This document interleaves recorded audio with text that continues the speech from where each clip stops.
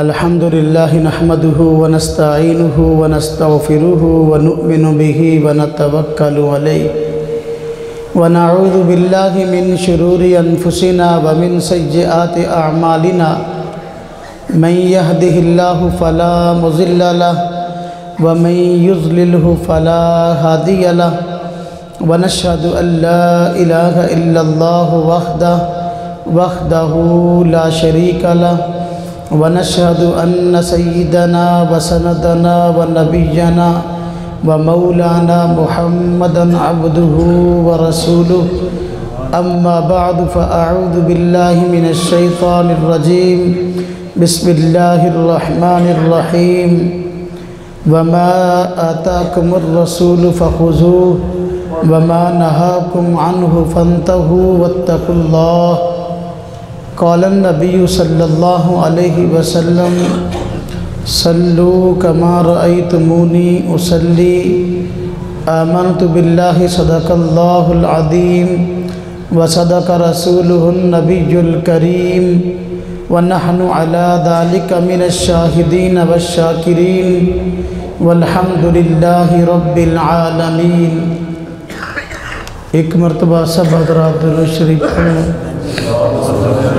اللہم صلی علی محمد وعلی آل محمد کما صلیت علی ابراہیم وعلی آل ابراہیم انکا حمید مجید۔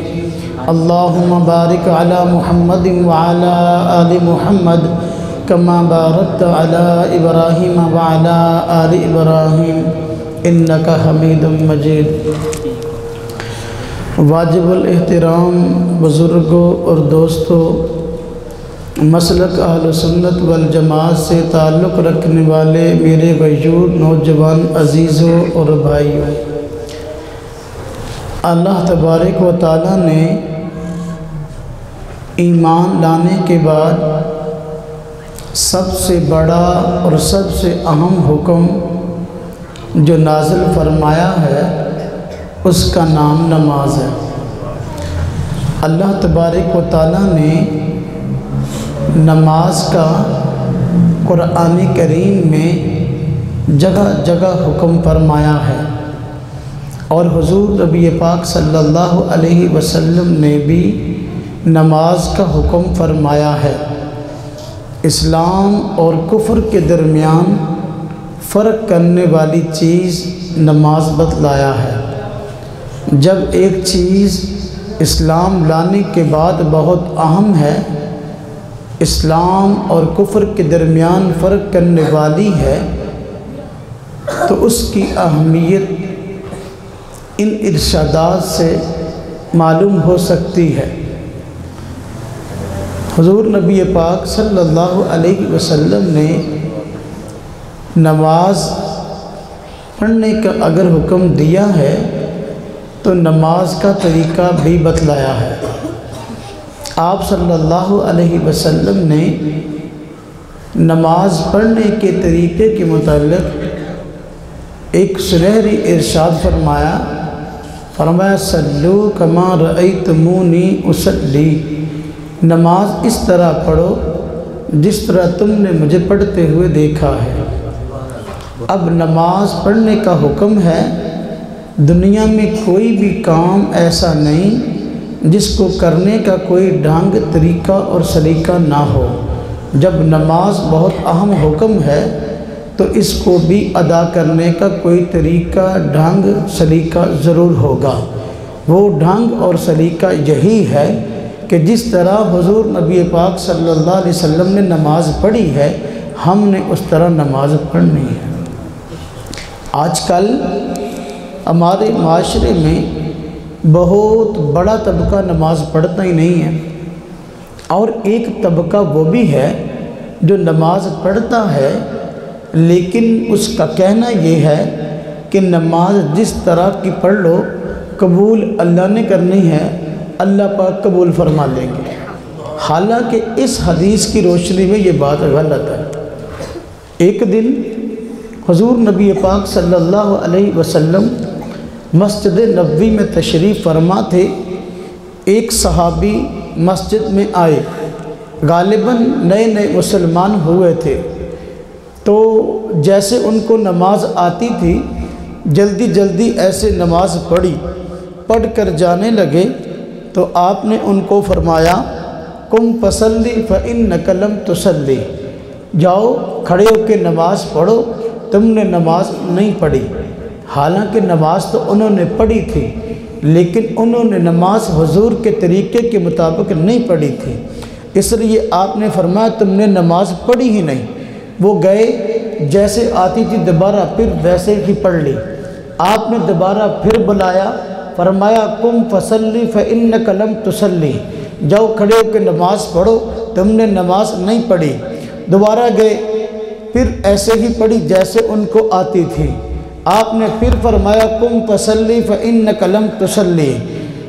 آپ صلی اللہ علیہ وسلم کی عادت مبارکہ تھی، جس چیز کی اہمیت لوگوں کے دلوں میں بٹھانا چاہتے ہوتے تو اس کو 3 مرتبہ ارشاد فرماتے، اس لیے آپ نے 3 مرتبہ ارشاد فرمایا قم فصلی فإنک لم تصلی۔ پھر وہ صحابی تھے، انہوں نے عرض کیا یا رسول اللہ صلی اللہ علیہ وسلم مجھے ایسی ہی نماز آتی ہے، آپ مجھے جو غلطیاں ہیں بتلا دیجئے۔ تو آپ صلی اللہ علیہ وسلم نے ان کی اغلاط کو بتایا اور نماز کو درست کروایا۔ اس سے یہ بات سمجھ میں آئی کہ نماز پڑھنے کا یقیناً کوئی نہ کوئی طریقہ، ڈھنگ اور سلیقہ ہے، اور وہ کون سا طریقہ ہے؟ حضور نبی پاک صلی اللہ علیہ وسلم نے دوسرے ارشاد میں فرمایا صلو کما رأیتمونی اصلی، نماز اس طرح پڑھو جس طرح کہ تم نے مجھے پڑھتے ہوئے دیکھا ہے۔ اب نماز وہ قبول ہوگی جو حضور کے طریقے کے مطابق ہے۔ فضائل اعمال کی تعلیم کے دوران اکثر ہم نماز تعلیم کرواتے ہوئے یہ حدیث پڑھتے اور سنتے ہیں۔ آپ صلی اللہ علیہ وسلم نے فرمایا کیا میں تمہیں نماز کا چور نہ بتلاؤں؟ صحابہ کرام حیران ہوئے کہ نماز کا چور کون ہے؟ صحابہ کرام نے ازراہ تعجب پوچھا حضور کیا کوئی نماز کا چور بھی ہوتا ہے؟ آپ نے فرمایا ہاں نماز کا چور بھی ہوتا ہے، یہ وہ شخص ہے جو نماز کو صحیح طریقے سے ادا نہ کرے، رکوع اور سجدے کو صحیح طریقے سے ادا نہ کرے، بلکہ جلدی ڈنڈی مار کے گھر جانے کی فکر کرے، یہ نماز کا چور ہے۔ حضور نبی پاک صلی اللہ علیہ وسلم نے فرمایا بہت سارے نمازی ایسے ہیں جو نماز پڑھ کے گھر لوٹتے ہیں لیکن ان کی نماز قبول نہیں ہوتی، بلکہ پرانے چیتڑوں میں لپیٹ کر ان کے منہ پر جو ماری جاتی ہے۔ معلوم ہوا نمازیں بعض ایسی ہیں جو مقبول ہیں اور قبول ہیں، بعض نمازیں ایسی ہیں جو مقبول اور قبول نہیں ہیں۔ اب کون سی نماز قبول ہے، کون سی نماز مقبول ہے، ہمیں آج اس کے متعلق تھوڑی سی تفصیل جاننی ہے۔ نماز وہی مقبول ہے، نماز وہی قبول ہے جو حضور نبی پاک صلی اللہ علیہ وسلم کے طریقے کے مطابق ہے۔ اب سوال یہ ہے، یہ بات تو سمجھ میں آ گئی کہ ہم نے نماز وہ پڑھنی ہے جو حضور نبی پاک صلی اللہ علیہ وسلم نے پڑھی ہے۔ اب وہ نماز ہم سیکھے کیسے؟ اب وہ نماز ہم سیکھے کہاں سے؟ اب وہ نماز لیں کہاں سے جو حضور نے نماز پڑھی ہے؟ آج کوئی بندہ حضور کے طریقے کے مطابق نماز پڑھنا چاہتا ہے، حضور کی نماز ڈھونڈنا چاہتا ہے، تو وہ نماز پڑھے کیسے، نماز ڈھونڈے کیسے؟ اس کے لیے کیا طریقہ کار ہے؟ میں آپ کو طریقہ کار پہلے بتاتا ہوں، پھر آگے اس کی تفصیل بتلاتا ہوں۔ حضور کی نماز ڈھونڈنے کا طریقہ آسان یہ ہے، حضور کی نماز معلوم کرنے کا طریقہ آسان یہ ہے کہ صحابہ کی نماز کو دیکھ لیا جائے، صحابہ جس طرح نماز پڑھتے ہیں یہی حضور کی نماز ہے۔ کیوں؟ میرا اور کسی اور دوسرے بھائی کا اختلاف ہو جائے، وہ کہے کہ میری نماز حضور والی ہے، میں کہوں کہ میری نماز حضور والی ہے، حدیث وہ بھی یہی پڑھے صلو کما رأیتمونی اصلی، حدیث میں بھی یہی پڑھوں صلو کما رأیتمونی اصلی۔ حضور نے فرمایا ہے نماز اس طرح پڑھو جس طرح تم نے مجھے پڑھتے ہوئے دیکھا ہے۔ اس حدیث کو وہ بھی پڑھ رہا ہے، اس حدیث کو میں بھی پڑھ رہا ہوں۔ وہ بھی کہتا ہے میری نماز حضور والی، میں بھی کہتا ہوں میری نماز حضور والی۔ اب فیصلہ کیسے ہوگا کہ کس کی نماز حضور والی ہے؟ فیصلہ ہوگا صحابہ کرام سے۔ کیوں؟ اس لیے کہ میں نے حضور کو نماز پڑھتے ہوئے نہیں دیکھا، اس نے حضور کو نماز پڑھتے ہوئے نہیں دیکھا، حضور کو نماز پڑھتے ہوئے دیکھا صحابہ نے۔ جس کی نماز صحابہ والی ہے اس کی نماز حضور والی ہے۔ آپ نے ارشاد کس کو فرمایا؟ صلو کما رأیتمونی اصلی۔ آپ نے ارشاد صحابہ کو فرمایا جس کی نماز صحابہ والی ہے اس کی نماز حضور والی ہے۔ بات سمجھ میں آئی؟ اب صحابہ نماز کیسے پڑھتے تھے؟ صحابہ حضور نبی پاک صلی اللہ علیہ وسلم کے شاگرد تھے، آپ صلی اللہ علیہ وسلم سے نماز سیکھی ہے۔ اب صحابہ کرام نے اس نماز کو عملاً اپنا لیا ہے، پوری دنیا میں پھیلا دیا ہے۔ امام اعظم ابو حنیفہ رحمۃ اللہ علیہ تابعی ہیں، صحابہ کرام کو دیکھا ہے، ان سے نماز کو لے کر اس نماز کو لکھوا دیا ہے۔ اب اگر کوئی بندہ صحابہ والی نماز پڑھنا چاہتا ہے وہ امام ابو حنیفہ سے سیکھ لے۔ امام ابو حنیفہ نے صحابہ کو دیکھا جیسے نماز پڑھتے تھے ایسے عملاً بھی پڑھ لی ہے، امت کے لیے لکھوا بھی دی ہے، امت کے لیے لکھوا بھی دی ہے۔ اب حضور نماز کیسے پڑھتے تھے صحابہ کرام نے پڑھ کے بھی دکھا دی، صحابہ کرام نے لوگوں کو بھی بتلا دی۔ امام اعظم ابو حنیفہ رحمۃ اللہ علیہ تابعی ہیں، صحابہ کرام سے نماز سیکھ کر خود اپنا بھی لی ہے، امت کی رہنمائی کے لیے لکھوا بھی دی ہے، لکھوا بھی دی ہے۔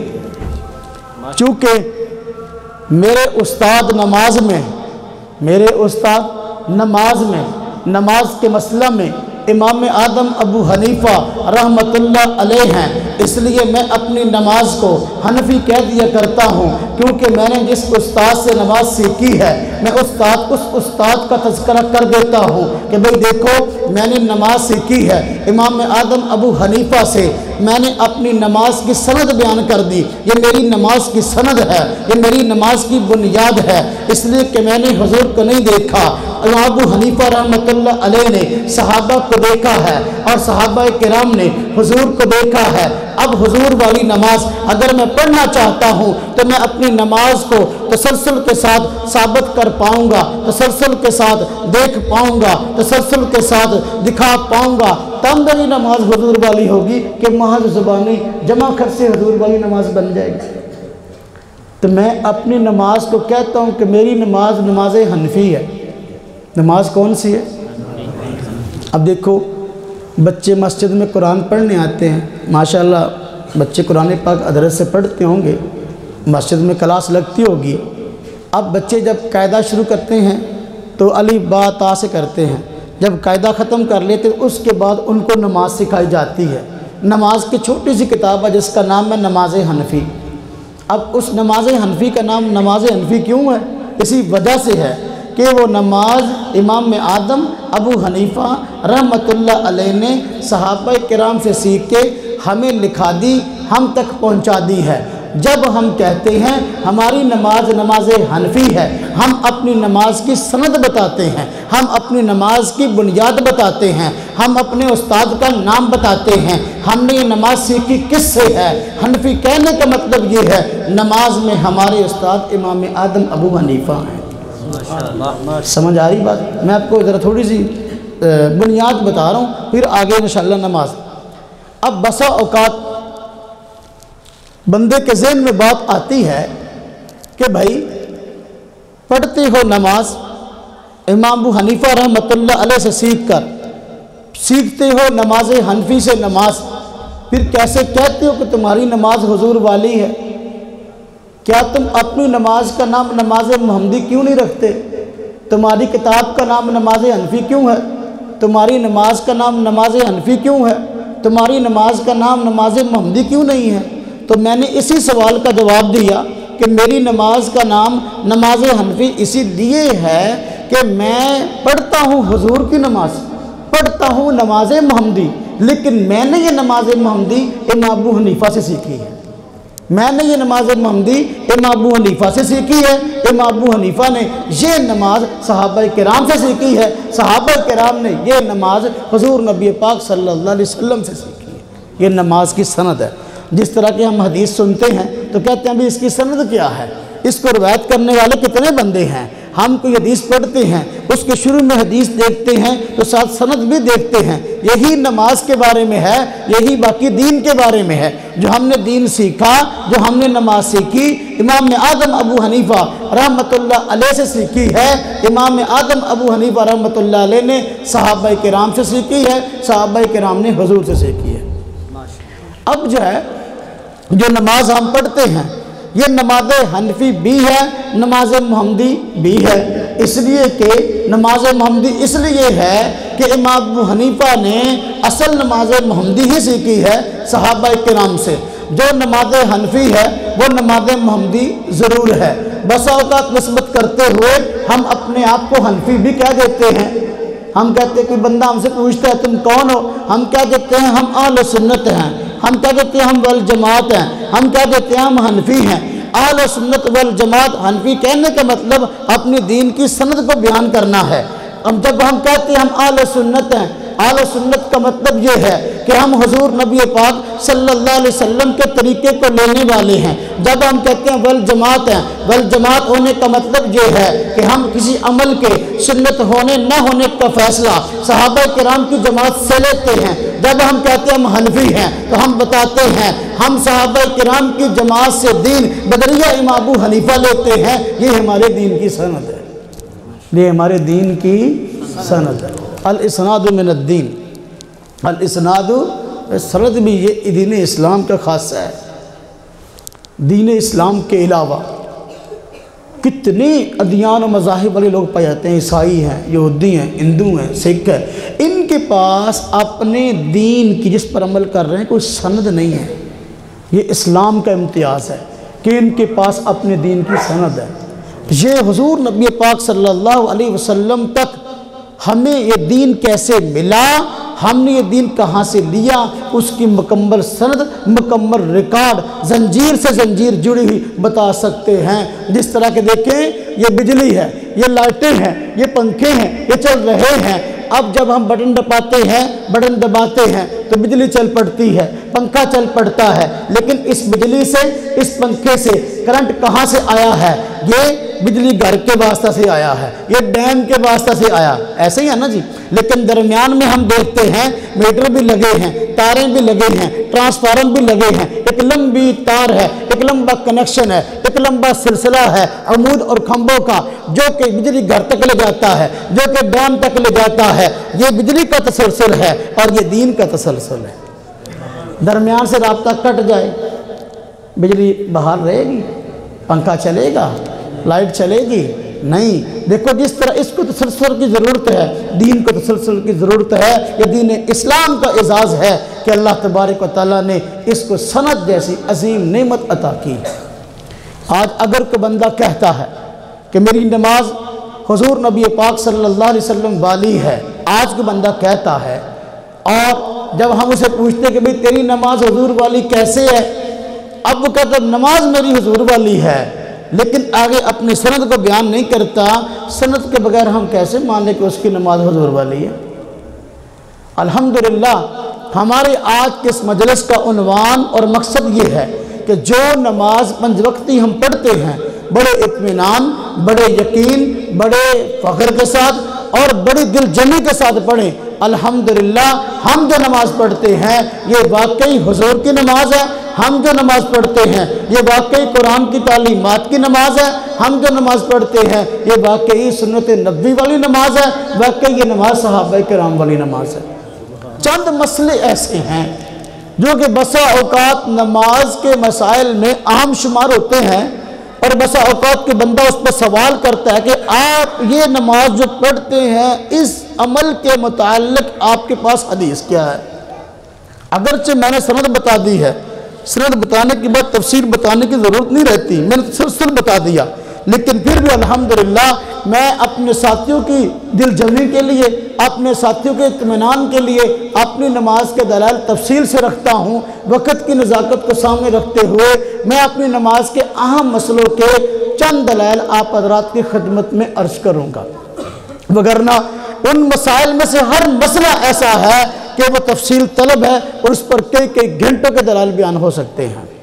اب دیکھو، میں نماز شروع کرتا ہوں تو نماز شروع کرتا ہوں اپنے ہاتھوں کو کانوں تک اٹھاتا ہوں اور پھر اس کو ناف کے نیچے باندھ لیتا ہوں۔ کوئی بندہ مجھ سے پوچھ سکتا ہے، کوئی بندہ آپ سے پوچھ سکتا ہے کہ آپ نماز شروع کرتے ہو اپنے ہاتھوں کو کانوں تک کیوں اٹھاتے ہو، اپنے ہاتھوں کو ناف کے نیچے کیوں باندھ لیتے ہو؟ میں کہتا ہوں میرے پاس اس سلسلے میں میرے پاس کئی احادیث ہیں۔ میرے پاس ایک حدیث موجود ہے حضرت وائل بن حجر رضی اللہ تعالی عنہ کی، اور حدیث موجود ہے حضرت مالک بن حویرث کی۔ انہوں نے ہاتھ باندھنے کا، ہاتھ اٹھانے کا طریقہ بتایا ہے کہ اپنے ہاتھوں کو جو کانوں کی لو کے برابر اٹھانا ہے۔ حضور نبی پاک صلی اللہ علیہ وسلم کی نماز یہ بتائی گئی ہے کہ آپ اپنے ہاتھوں کو الاشا مت اذنیہ، کان کی جو یہ نرم لوئے ہیں، نرم حصہ ہے، آپ صلی اللہ علیہ وسلم یہاں تک اپنے ہاتھوں کو اٹھاتے تھے۔ پھر دوسری حدیث میں آیا کہ آپ صلی اللہ علیہ وسلم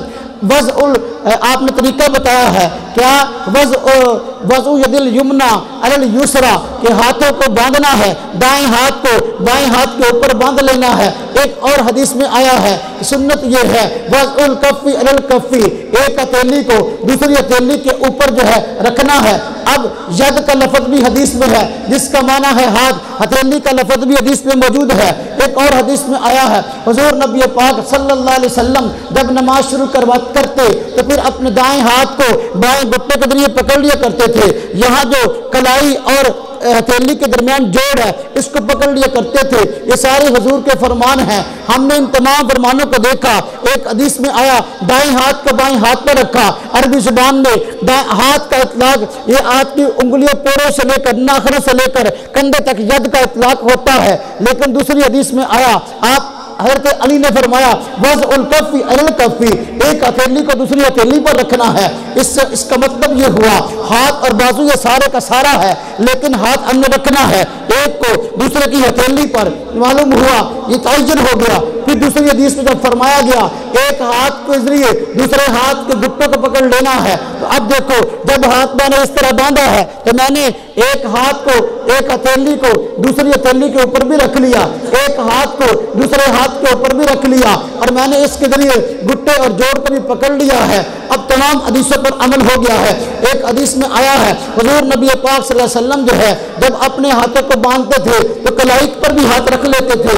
اب اس طرح تمام حدیثوں پر عمل ہو گیا۔ دائیں ہاتھ بائیں ہاتھ کے اوپر بھی آ گیا، دائیں ہتھیلی بائیں ہتھیلی کے اوپر بھی آ گئی، اور میں نے دائیں ہاتھ کے ذریعے سے بائیں ہاتھ کے گھٹنے کو بھی پکڑ لیا، اور میں نے اپنے اس انگلیوں کو جب کلائی پر رکھ لیا، تمام حدیثوں پر عمل ہو گیا۔ اب حضرت علی فرماتے ہیں، سنن ابی داؤد میں روایت ہے، اس طرح مصنف ابن ابی شیبہ میں روایت ہے، مسند امام زاہد میں روایت ہے، حضرت علی رضی اللہ عنہ فرماتے ہیں سنت یہ ہے دائیں ہاتھ کو بائیں ہاتھ کے اوپر رکھ کر ناک کے نیچے باندھ لیا جائے۔ چنانچہ میں اپنے ہاتھوں کو ناک کے نیچے باندھ لیتا ہوں تو میرے پاس اس مسئلے میں احادیث موجود ہیں۔ الحمدللہ میرے پاس صحیح ستہ میں سے سنن ابی داؤد کی روایت موجود ہے۔ حضرت علی فرماتے ہیں سنت یہ ہے دائیں ہاتھ کو بائیں ہاتھ کے نیچے ناک کے نیچے باندھ لیا جائے۔ مسند امام زاہد میں روایت ہے، مصنف ابن ابی شیبہ میں روایت ہے، حضرت ابو ہریرہ سے روایت ہے، کئی روایات اس سلسلے میں موجود ہے۔ امت کا تسلسل جب سے اسلام آیا دو موقف تھے، توجہ کرنا، جب سے اسلام آیا امت مسلمہ کے اس مسئلے میں مشہور ہاتھ باندھنے کے مسئلہ میں دو موقف تھے، یا ہاتھ کو ناک کے نیچے باندھ لو یا ناک کے اوپر باندھ لو۔ ان میں بھی امام ابو حنیفہ رحمۃ اللہ علیہ فرماتے ہیں اور امام احمد رحمۃ اللہ علیہ فرماتے ہیں کہ ہاتھ کو ناک کے نیچے باندھ لینا ہے۔ امت کی اکثریت کا اس پر عمل ہے۔ امام شافعی کہتے ہیں نہ ہاتھ کو ناک کے اوپر باندھ لو، یعنی بعض روایات ناک کے اوپر باندھنے کی آئی ہیں۔ اب دنیا میں یہی موقف دو عام تھے، اسی پر عمل چلا آ رہا تھا۔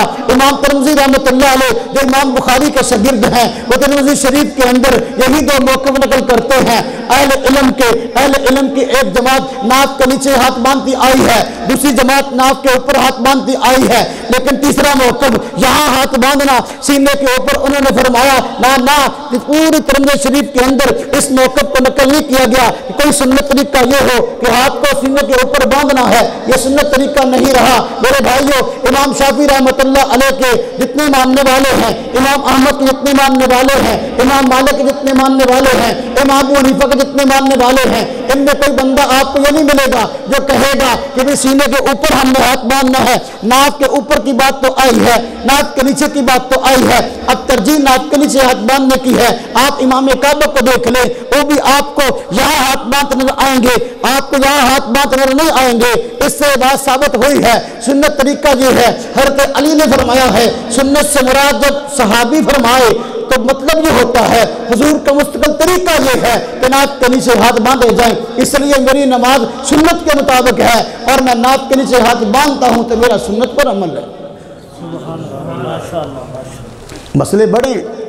دوسرا مسئلہ، میں نماز شروع کرتا ہوں تو بسا اوقات یہ لوگ مسئلہ پوچھتے ہیں، میرے بھائی مجھ سے پوچھتے ہیں کہ بھائیو ہم نماز کے اندر جب جماعت سے نماز پڑھ رہے ہوں، ہم امام کے پیچھے قرآن پڑھیں یا نہ پڑھیں، فاتحہ پڑھیں نہ پڑھیں، میں اپنے دوستوں کے اندر، میں اپنے بھائیوں کے اندر اپنا مسئلہ بتانے لگا ہوں، مجھے کسی تیسرے بندے سے غرض نہیں ہے تاکہ میرے دوست کو تسلی ہو جائے کہ جو نماز میں پڑھتا ہوں یہ واقعی سنت کے مطابق ہے، جو نماز میں پڑھتا ہوں واقعی وہ حدیث کے مطابق ہے۔ میں اپنے دوستوں کے اندر، اپنی مسجد کے اندر، اپنے بھائیوں کے اندر بیٹھ کر اپنی نماز اپنی دلیل کے ساتھ بیان کروں، اس سے نہ مجھے کوئی قانون روکتا ہے نہ اس سے مجھے کوئی سیکورٹی ایجنسی روکتی ہے۔ اس لیے اپنے مسائل کو اپنی مسجد میں بیٹھ کر سمجھ لیا کرے تاکہ آپ کو کل کو عمل کے لحاظ سے کوئی پریشانی نہ ہو۔ اب کوئی بندہ مجھ سے پوچھتا ہے، ایک بندہ میرے پاس آیا، مجھے کہنے لگا کہ جی امام کے پیچھے اگر فاتحہ نہ پڑھے تو نماز نہیں ہوتی۔ میں نے کہا کیوں نہیں ہوتی؟ کہتے ہیں جی حضور نبی پاک صلی اللہ علیہ وسلم نے فرمایا ہے کہ لا صلاۃ الا بفاتحۃ الکتاب لا صلاۃ الا بام القرآن۔ آپ صلی اللہ علیہ وسلم نے فرمایا ہے۔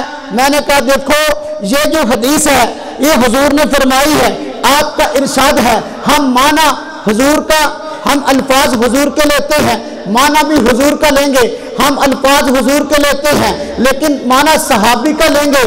اب اس حدیث کا مطلب جو صحابی نے بیان کیا وہ دیکھ لیتے ہیں اور پھر اپنے دلائل کو دیکھ لیتے ہیں۔ کوئی دور تھا حضرت نبی پاک صلی اللہ علیہ وسلم کے پیچھے، آپ صلی اللہ علیہ وسلم کے پیچھے صحابہ کرام قرآن پڑھا کرتے تھے، قرآن پڑھنے کی اجازت تھی، لیکن آپ صلی اللہ علیہ وسلم نے منع فرما دیا اور پھر فرمایا فاتحہ پڑھ لیا کرو، فاتحہ کے بغیر نماز نہیں ہوتی۔ پھر ایک وقت وہ آیا کہ امام نے یعنی آپ صلی اللہ علیہ وسلم نے ہر قسم کی امام کے پیچھے قرات کرنے سے منع فرما دیا، بالکل کچھ نہیں پڑھنا۔ جب قرآن پاک کی آیت اتری ہے، قرآن پاک کی آیت کون سی ہے؟ اللہ پاک نے فرمایا وَإِذَا قُرِئَ الْقُرْآنُ فَاسْتَمِعُوا لَهُ وَأَنصِتُوا لَعَلَّكُمْ تُرْحَمُونَ۔ جب نماز کے اندر قرآن پڑھا جائے تو اس کی طرف کان لگا کے سنو اور چپ رہو تاکہ تم پر رحم کیا جائے۔ اب قرآن کی یہ آیت بتلاتی ہے کہ بھئی دیکھو جب قرآن پڑھا جائے تو چپ رہنا ہے۔ صحابہ کرام فرماتے ہیں کہ یہ آیت نماز کے بارے میں نازل ہوئی ہے، جب عام مسلمانوں کو حکم ہے نماز میں قرآن پڑھا جائے تو چپ رہو، سب کو حکم چپ رہنے کا ہے۔ سوال یہ ہے قرآن پڑھے گا کون؟ نماز میں قرآن پڑھا جائے تو چپ رہو، نماز میں قرآن پڑھے گا کون؟ امام۔ کون پڑھے گا؟ امام۔ نماز میں قرآن پڑھے گا امام۔ جب نماز میں امام قرآن پڑھے گا تو آپ اللہ تبارک و تعالیٰ نے فرمایا فَاسْتَمِعُوا لَهُ، اس کی طرف کان لگا کے سنو۔ دیکھو بسا اوقات بندے کو امام کی آواز سنائی دیتی ہے، بسا اوقات قرآن پڑھ رہا ہے لیکن آواز سنائی نہیں دیتی۔ دو لفظ ارشاد فرمایا آواز آ رہی ہے فَاسْتَمِعُوا لَهُ، کان لگا کے سن لو، آواز نہیں آ رہی وَأَنصِتُوا، پھر بھی چپ رہو، پھر بھی آواز آ رہی ہے تو سن لو، نہیں آ رہی تو چپ۔ دوسری حدیث میں آپ صلی اللہ علیہ وسلم نے فرمایا من کان لہ امام فقراۃ الامام لہ قراءۃ، جس بندے کا نماز میں کوئی امام ہو یعنی جماعت سے نماز پڑھ رہا ہو، امام کا قرآن پڑھنا اس کا قرآن پڑھنا شمار ہوگا۔ یہ آپ صلی اللہ علیہ وسلم کا فرمان ہے۔ اور اسی طرح مسلم شریف میں حدیث ہے، کوئی بندہ ضعیف بھی نہیں کہہ سکتا۔ حضور نبی پاک صلی اللہ علیہ وسلم نے ایک طویل حدیث میں ارشاد فرمایا، انما جعل الامام لیؤتم بہ، امام اس لیے بنا جاتا ہے کہ اس کی اقتداء کی جائے۔ اذا کبر فکبروا، جب وہ تکبیر کہے تم تکبیر کہو، اور فرمایا اذا قعد فقعدوا، جب وہ قعدہ کرے تم بیٹھو، اور فرمایا اذا سجد فاسجدوا، جب وہ سجدہ کرے تم سجدہ کرو، اذا رکع فارکعوا، وہ رکوع کرے تم رکوع کرو۔ اور آپ صلی اللہ علیہ وسلم نے مسلم شریف میں حدیث فرمایا وَإِذَا قَرَأَ فَأَنصِتُوا، امام جب قرآن پڑھے تم چپ رہو۔ کیا فرمایا؟ امام جب قرآن پڑھے تو تم چپ رہو۔ اب یہ نہیں فرمایا کہ بھائی دیکھو نماز فجر کی ہے یا ظہر کی ہے، نماز مغرب کی ہے یا عصر کی ہے، نماز عشاء کی ہے یا کوئی اور ہے۔ فرمایا وَإِذَا قَرَأَ، امام جب بھی قرآن پڑھے تم چپ رہو۔ یہ حدیث مسلم شریف کی ہے۔ اس حدیث کی وجہ سے میں کہتا ہوں کہ امام کے پیچھے قرآن نہیں پڑھنا۔ اب فاتحہ قرآن ہے کہ نہیں؟ سورہ فاتحہ قرآن ہے کہ نہیں؟ ہے۔ جب سورہ فاتحہ قرآن ہے، قرآن پاک میں پڑھنے سے منع کر دیا گیا اور آپ صلی اللہ علیہ وسلم نے منع کر دیا، تو اب میں اسی حکم کو مانتے ہوئے کہتا ہوں امام کے پیچھے قرآن نہیں پڑھنا۔ امام میرا نمائندہ ہے اور امام جب قرآن پڑھ لے گا حدیث پاک کی روشنی میں میرا وہ پڑھنا شمار ہو جائے گا۔ اس طرح کے دیکھیں نا جی، ہم کسی بڑے کے پاس جاتے ہیں اور کوئی اپنی گزارش لے کر، اپنے کو عرض لے کر، تو ہم میں سے ایک بندہ ایسا ہوتا ہے جو نمائندہ بن جاتا ہے سب کا، اور اس کی بات سب کی بات شمار ہوتی ہے۔ تو قرات کے مسئلہ میں یہی مسئلہ حضور نے سمجھایا ہے کہ دیکھو من کان لہ امام فقرات الامام لہ قراء، جو بندہ جماعت سے نماز پڑھ رہا ہے اور اس کا امام ہے تو امام قرآن پڑھ لے گا، اس کا قرآن پڑھنا مقتدی کا قرآن پڑھنا شمار ہو جائے گا۔ فرمایا وَإِذَا قَرَأَ فَأَنصِتُوا، امام جب قرآن پڑھے تم چپ رہو۔ وہ دوست مجھے کہنے لگا، کہتا کہ دیکھو جو حدیث ہم نے بیان کی ہے اس کے متعلق آپ کیا کہتے ہیں؟ حضور نے فرمایا فاتحہ کے بغیر نماز نہیں ہوتی۔ میں نے کہا حدیث حضور کی ہے، معنی صحابی سے لے لیتے ہیں۔ صحابی ہم سے زیادہ معنی کو سمجھتا ہے نا۔ حضرت جابر بن عبداللہ رضی اللہ تعالی عنہ ترمذی شریف میں روایت موجود ہے، اس حدیث کے متعلق فرماتے ہیں الا وراء الامام، یہ حدیث جو ہے یہ اکیلے نماز پڑھنے والے کے بارے میں ہے، یہ حدیث جو ہے یہ امام کے بارے میں ہے، مقتدی کے بارے میں نہیں ہے۔ فاتحہ کے بغیر نماز نہیں ہوتی الا وراء الامام، مگر یہ کہ تم امام کے پیچھے ہو، مطلب یہ اگر تم امام کے پیچھے نماز پڑھو تو پھر تمہاری نماز فاتحہ کے بغیر ہو جائے گی۔ اب فرمان حضور کا ہے اور معنی صحابی کا ہے۔ الحمدللہ ہماری نماز حضور والی ہے، اور حضور والی وہ نماز ہے جو کہ ہم نے صحابہ سے سیکھی ہے۔ حضور والی نماز وہ ہے جو ہم نے کس سے سیکھی ہے؟ صحابہ کرام سے۔ وہ مجھے کہنے لگا کہ جی کسی کی نماز نہیں ہوتی، نہ امام کی نہ مقتدی کی اور نہ ہی جو ہے اکیلے نماز پڑھنے والے کی۔ مجھے کہنے لگا کوئی وقت جو ہے فاتحہ کے بغیر نہیں ہوتی۔ مجھے کہنے لگا دیکھو جی جو حدیث ہے یہ سب کے بارے میں ہے، ہر رکعت کے اندر فاتحہ پڑھنی ضروری اور نماز کا رکن یہ فاتحہ۔ میں نے کہا نا بھائی، نماز کا رکن مطلقاً قرآن پڑھنا ہے۔ نماز کے جو اندر کے فرائض ہیں نا، ان فرائض میں سے ایک فرض آیا مطلقاً قرآن پڑھنا فرض ہے یا فاتحہ فرض ہے؟ پہلا اختلاف اس مسئلے میں ہے۔ اگر آپ اختلاف سمجھ لیں گے نا پھر مسئلہ سمجھنا اور سمجھانا آسان ہو جائے گا۔ اب دیکھو ہم کہتے ہیں مطلقاً قرآن پڑھنا نماز کا رکن ہے اور فرض ہے نماز کا، جس طرح رکوع فرض ہے، جس طرح سجدہ فرض ہے، جس طرح قعدہ فرض ہے، اس طرح فرضوں میں سے ایک فرض ہے نماز میں قرآن پڑھنا، اور ہمارا یہ رکن قرآن پڑھنے والا ہمارا امام ادا کرتا ہے، ہمارا نمائندہ ہے۔ لیکن وہ کہتا ہے نہیں، بلکہ فاتحہ نماز کا رکن ہے، یعنی فاتحہ ضرور یہ صورت پڑھنی ضروری ہے، ورنہ نماز نہیں ہوگی۔ دوسری بات اختلاف کی دوسری صورت یہ ہے، یا اختلاف کا دوسرا حصہ یہ ہے، وہ کہتا ہے مقتدی کے لیے فاتحہ فرض ہے، اس کے بغیر اس کی نماز نہیں ہوگی۔ اور تیسری بات اس نے کہی ہر رکعت میں فاتحہ فرض ہے۔ اگر ایک بندے نے 3 رکعتوں کے اندر فاتحہ پڑھ لی، 1 رکعت میں فاتحہ نہیں پڑھی اس کی نماز نہیں ہوگی، 2 رکعتوں میں فاتحہ پڑھ لی، 2 میں نہ پڑھی اس کی نماز نہیں ہوگی۔ میں نے کہا آپ اس پر اگر کوئی حدیث آپ کے پاس موجود ہے تو مجھے دکھا دیں جس میں یہ 3 باتیں موجود ہو۔ نمبر ایک کہ مطلقاً قرآن پڑھنا نماز کا رکن نہیں بلکہ فاتحہ پڑھنا نماز کا رکن ہے۔ نمبر 2 مقتدی کے لیے فاتحہ پڑھنا فرض ہے۔ نمبر 3 کہ ہر رکعت میں فاتحہ پڑھنا فرض ہے۔ آپ کہتے ہو حدیث بخاری شریف میں ہے، اگر بخاری شریف میں ایک ایسی حدیث موجود ہے جس میں ان تینوں باتوں کی وضاحت موجود ہو تو میں آپ کی بات ماننے کو تیار ہوں۔ جو حدیث آپ نے پڑھی ہے سر آنکھوں پہ صحابی رسول اس کا معنی بیان کرتے ہیں کہ وہ مقتدی کے بارے میں نہیں ہے۔ اب دیکھو میں نے اسے عرض کیا میں اس کے خلاف قرآن پاک پیش کرتا ہوں، بخاری شریف پیش کرتا ہوں، مسلم شریف پیش کرتا ہوں اور دعوے کے ان تینوں حصوں کو توڑ دیتا ہوں۔ کر سکتا آگے آ جائے، علماء کی یہ عزت ہے، آپ بھی کر سکتے آگے آ جائے، علماء کی یہ عزت ہے کہ آگے بیٹھے۔ توجہ کریں ذرا توجہ کریں۔ تو دعوے کتنے حصے ہیں؟ 3۔ نمبر 1 فاتحہ نماز کا رکن ہے۔ نمبر 2 مقتدی کے لیے فرض ہے۔ نمبر 3 ہر رکعت میں فرض ہے۔ میں قرآن، بخاری شریف اور مسلم شریف کی روشنی میں ان تینوں دعووں کا جواب دیتا ہوں، اس کو توڑ دیتا ہوں۔ نمبر 1 میں نے کہا دیکھو نماز کے ارکان قرآن میں ہیں، اب اگر فاتحہ نماز کا رکن اس کے بغیر نماز نہیں ہوتی، قرآن کریم کی آپ ایک آیت پڑھ لیں جس سے یہ بات ثابت ہو جائے کہ فاتحہ کے بغیر نماز نہیں ہوتی۔ اگر اس طرح کی قرآن پاک کی کوئی آیت ہے تو آپ پڑھیں۔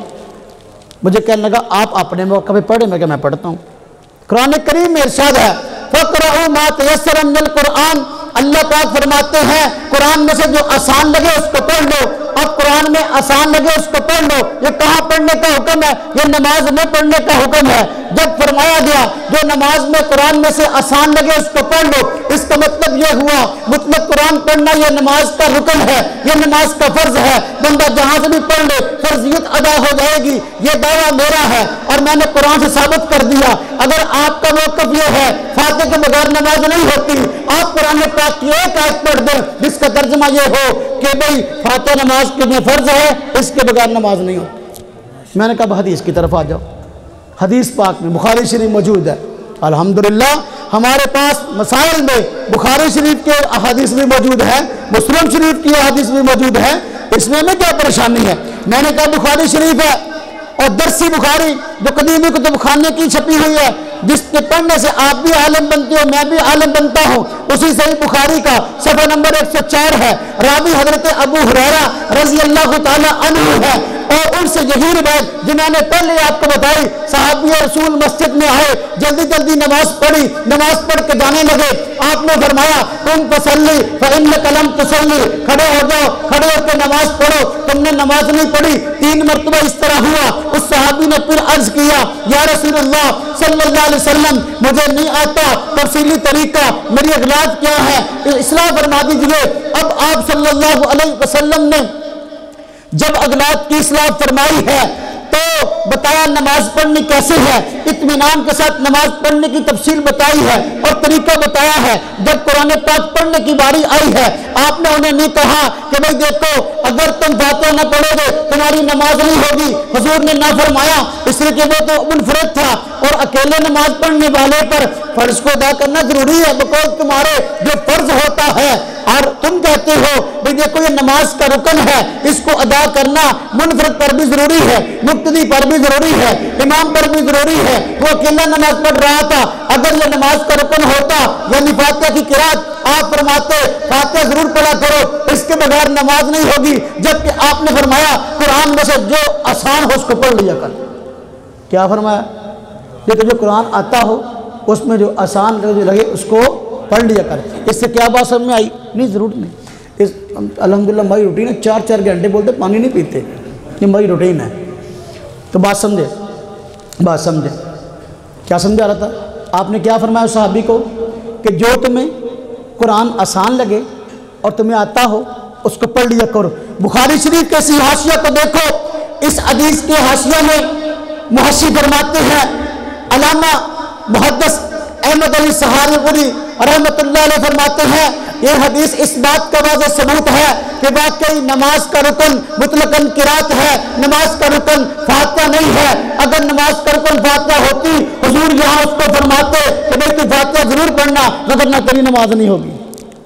اس سے بات ثابت ہو گئی کہ نماز کا رکن فاتحہ نہیں ہے بلکہ مطلقاً قرآن پڑھنا ہے۔ یہی ہمارا موقف ہے، اسی کے مطابق ہم نماز پڑھتے ہیں۔ بات سمجھ میں آ رہی ہے؟ اچھا، اب اس نے کہا، کہتے ہیں ہر رکعت میں فاتحہ ضروری ہے وگرنہ نماز نہیں ہوگی۔ میں نے کہا جو تو نے حدیث پڑھی ہے اس کی وضاحت صحابی نے فرما دی، الا وراء الامام، مگر یہ کہ تم امام کے پیچھے ہو۔ اب فاتحہ ضروری نہیں ہے، معلوم ہے یہ حدیث مقتدی کے بارے میں نہیں ہے، تو کہتے ہیں مقتدی کے لیے فاتحہ فرض ہے، لہذا حدیث بخاری شریف سے ایسی پیش کر جس میں مقتدی کا لفظ ہو، مقتدی کا لفظ ہو کہ مقتدی کی نماز فاتحہ کے بغیر نہیں ہوتی۔ ایک بھی حدیث ایسی موجود نہیں بخاری شریف میں مقتدی کا لفظ ہو اور آپ نے فرمایا ہو مقتدی کی نماز فاتحہ کے بغیر نہیں ہوتی، جبکہ اس حدیث کا معنی صحابی کیا بیان کرتا ہے کہ بھئی یہ حدیث کس کے بارے میں ہے؟ یہ اکیلے نماز پڑھنے والے کے بارے میں جو تو پیش کرتا ہے۔ اب ہر رکعت میں فرض ہے، حدیث پاک میں لا صلاۃ، توجہ کرنا، لا صلاۃ الا بام القرآن، جس حدیث کو اس نے پیش کیا اس حدیث کا تقاضا یہ ہے کوئی بندہ نماز میں ایک مرتبہ بھی سورہ فاتحہ پڑھ لے اس کی نماز ہو جاتی ہے۔ توجہ کرنا، کوئی بندہ نماز میں ایک مرتبہ بھی فاتحہ پڑھ لے اس کی نماز ہو جاتی ہے۔ حدیث کا ظاہر مطلب یہ ہے کہ بھئی نماز فاتحہ کے بغیر نہیں ہوتی۔ 4 رکعتوں والی نماز میں ایک بندے نے 3 رکعتوں میں فاتحہ نہیں پڑھی، ایک رکعت میں فاتحہ پڑھ لی، اس حدیث کی روشنی میں اس کی نماز ہو جانی چاہیے۔ کیوں؟ اس لیے کہ اس نے فاتحہ پڑھ لی ہے، پڑھ نہیں لی اس نے، جبکہ تو کہتا کہ اس کی نماز نہیں ہوگی، تو معلوم تیرا موقف اور ہے، بخاری شریف کی حدیث اور کہتی ہے۔ اب ایک بندہ 2 رکعتوں میں فاتحہ پڑھ لیتا ہے، 2 رکعتوں میں نہیں پڑھتا، میں پوچھتا ہوں نماز ہو گئی؟ کہتا ہے نہیں ہوئی۔ میں نے کہا دیکھو حدیث میں تو اتنا ہی آیا جو بندہ نماز میں فاتحہ نہ پڑھے اس کی نماز نہیں ہوتی، بیچارے نے 2 دفعہ تو پڑھ لی ہے تو ہو جانی چاہیے، تو کہتا نہیں ہوتی، معلوم ہے حدیث کچھ اور کہتی ہے، تیرا موقع کچھ اور ہے۔ اچھا، ایک بندہ 4 رکعتوں کی نماز میں 3 رکعتوں میں فاتحہ پڑھ لیتا ہے، ایک میں فاتحہ نہیں پڑھتا، میں پوچھتا ہوں وہی اس کی نماز ہو گئی؟ کہتا ہے نہیں ہوئی۔ اب حضور نے فرمایا فاتحہ نہ پڑھے نماز نہیں ہوتی، بیچارے نے 3 مرتبہ تو پڑھ لی، اس کی نماز کیوں نہیں ہو رہی؟ معلوم ہے حدیث کچھ اور کہتی ہے، تیرا موقف کچھ اور ہے۔ تیرا موقف یہ ہے کہ کوئی رکعت نماز کی فاتحہ کے بغیر نہیں ہوتی، مقتدی کی ہر رکعت میں فاتحہ ہونا ضروری ہے۔ پوری بخاری شریف میں ایک حدیث ایسی ہمیں کھول کے دے دے جس میں مقتدی کا لفظ ہو، ہر رکعت کا لفظ ہو، اور حضور نے فرمایا ہو مقتدی کی نماز اس کی ہر رکعت جو ہے فاتحہ کے بغیر نہیں ہوگی، ایسی کوئی حدیث موجود نہیں۔ بات سمجھ آ رہی؟ میں نے کہا میں دکھاتا ہوں بخاری شریف سے، میں دکھاتا ہوں بخاری شریف سے، تو کہتا ہے ایک رکعت فاتحہ کے بغیر نہیں ہوتی، میں دکھاتا ہوں بخاری شریف سے رکعت اور رکعت ہو رہی ہے، صحابی اس کو سمجھ رہے میری رکعت ہو گئی اور حضور بھی فرما رہے اس کو بھائی آئندہ ایسا نہ کرنا۔ دیکھو ذرا سمجھو، حضور بھی اس کو رکعت دہرانے کا حکم نہیں دیتے، حالانکہ اس نے فاتحہ نہیں پڑھی، حالانکہ اس نے فاتحہ نہیں۔ دیکھیں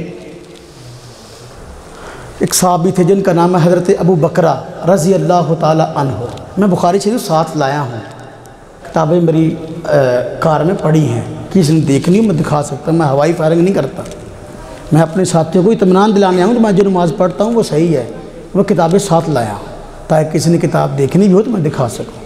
ہمارا ہر وقت یہی کام ہے کتابیں پڑھنے پڑھانے کا۔ الحمدللہ ہمارے مدرسے کی لائبریری میں 10,000 کتابیں ہیں، 10,000 کتابیں ہیں، اس میں ہندوؤں کی کتابیں بھی ہیں، سکھوں کی بھی ہیں، یہودیوں کی بھی ہیں، تاکہ ہمارا تحقیق سینٹر ہے، تحقیق کے لیے تو ہر قسم کی کتاب ضروری ہے نا جی۔ اب دیکھو حضرت ابو بکرہ رضی اللہ تعالی عنہ صحابی رسول ہیں، حضرت ابو بکر اور صحابی ہیں، ابو بکرہ اور صحابی ہیں۔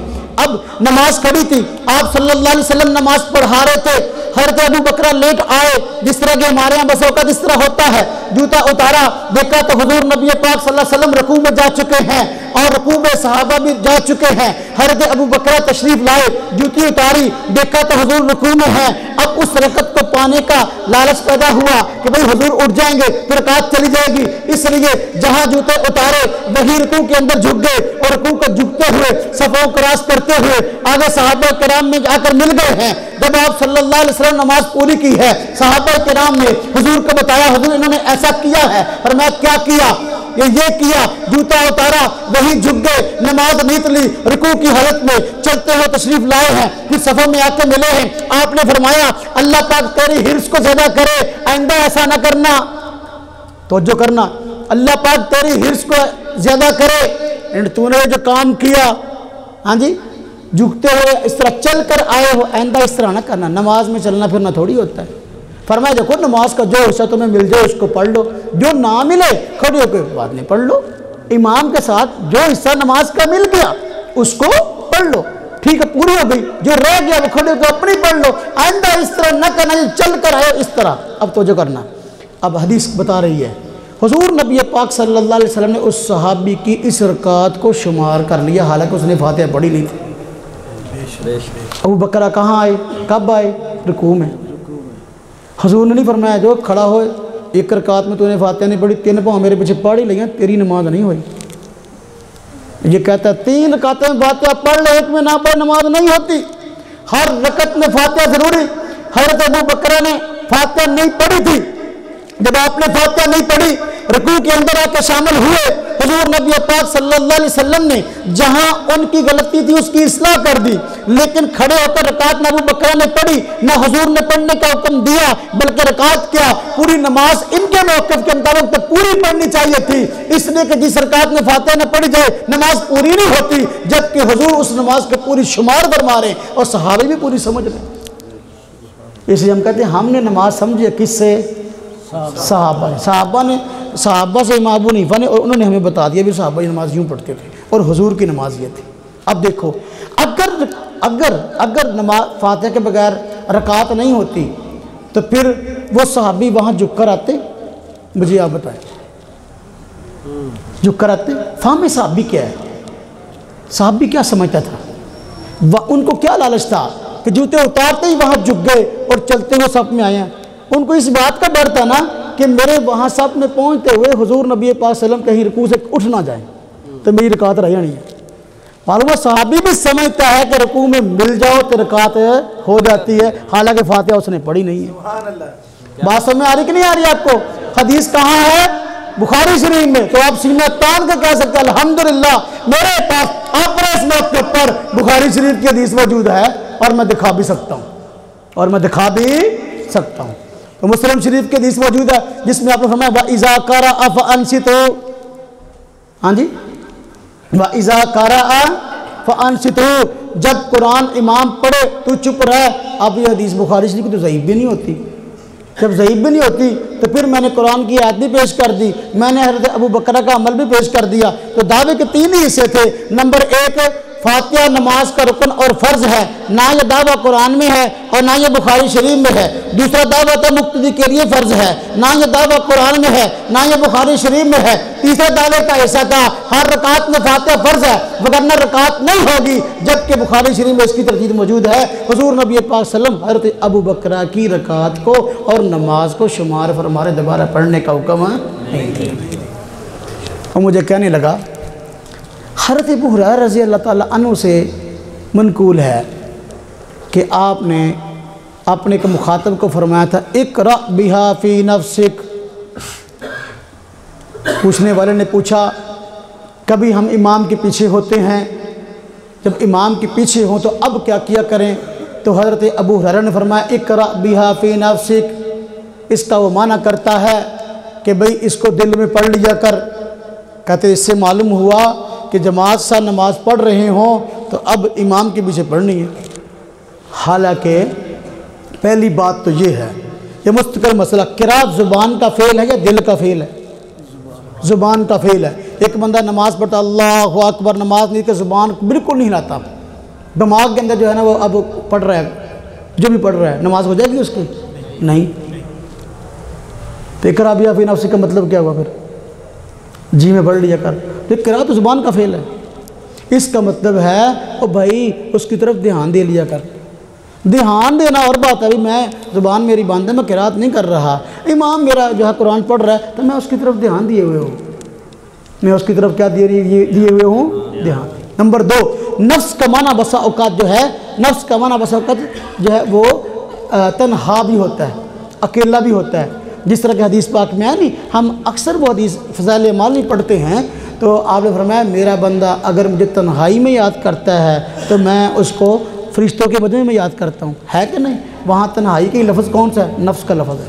اس کا مطلب یہ ہوا حضرت ابو ہریرہ فرما رہے جب اکیلا ہو تو پھر پڑھ لیا کر، جب اکیلا ہو تو پھر، اور وہ مقتدی ہے تو پھر نہیں، جماعت سے نماز پڑھنی ہے پھر نہیں، جب اکیلا ہو تو پھر پڑھ لیا کر۔ یہ تو میں بھی مانتا ہوں اکیلے نماز پڑھنے والے کے لیے، امام کے لیے جو ہے مطلقاً قرأت فرض اور فاتحہ کی قرأت جو اس کے لیے واجب ہے حدیث پاک کی وجہ سے، لہذا میں اس میں تقسیم کرتا ہوں قرآن پاک اور حدیث کے مرتبے کی وجہ سے، اور ونڈ کرتا ہوں کسی بھی قرآن کی آیت کا انکار لازم نہیں آتا، کسی بھی حدیث کا انکار لازم نہیں آتا، اس طرح جو میں نے کہا، وگرنہ یہ جتنی حدیثیں میں نے پڑھی ہیں اس حدیث کا انکار اور ان ساری جو ہے دلائل کا انکار لازم آتا ہے۔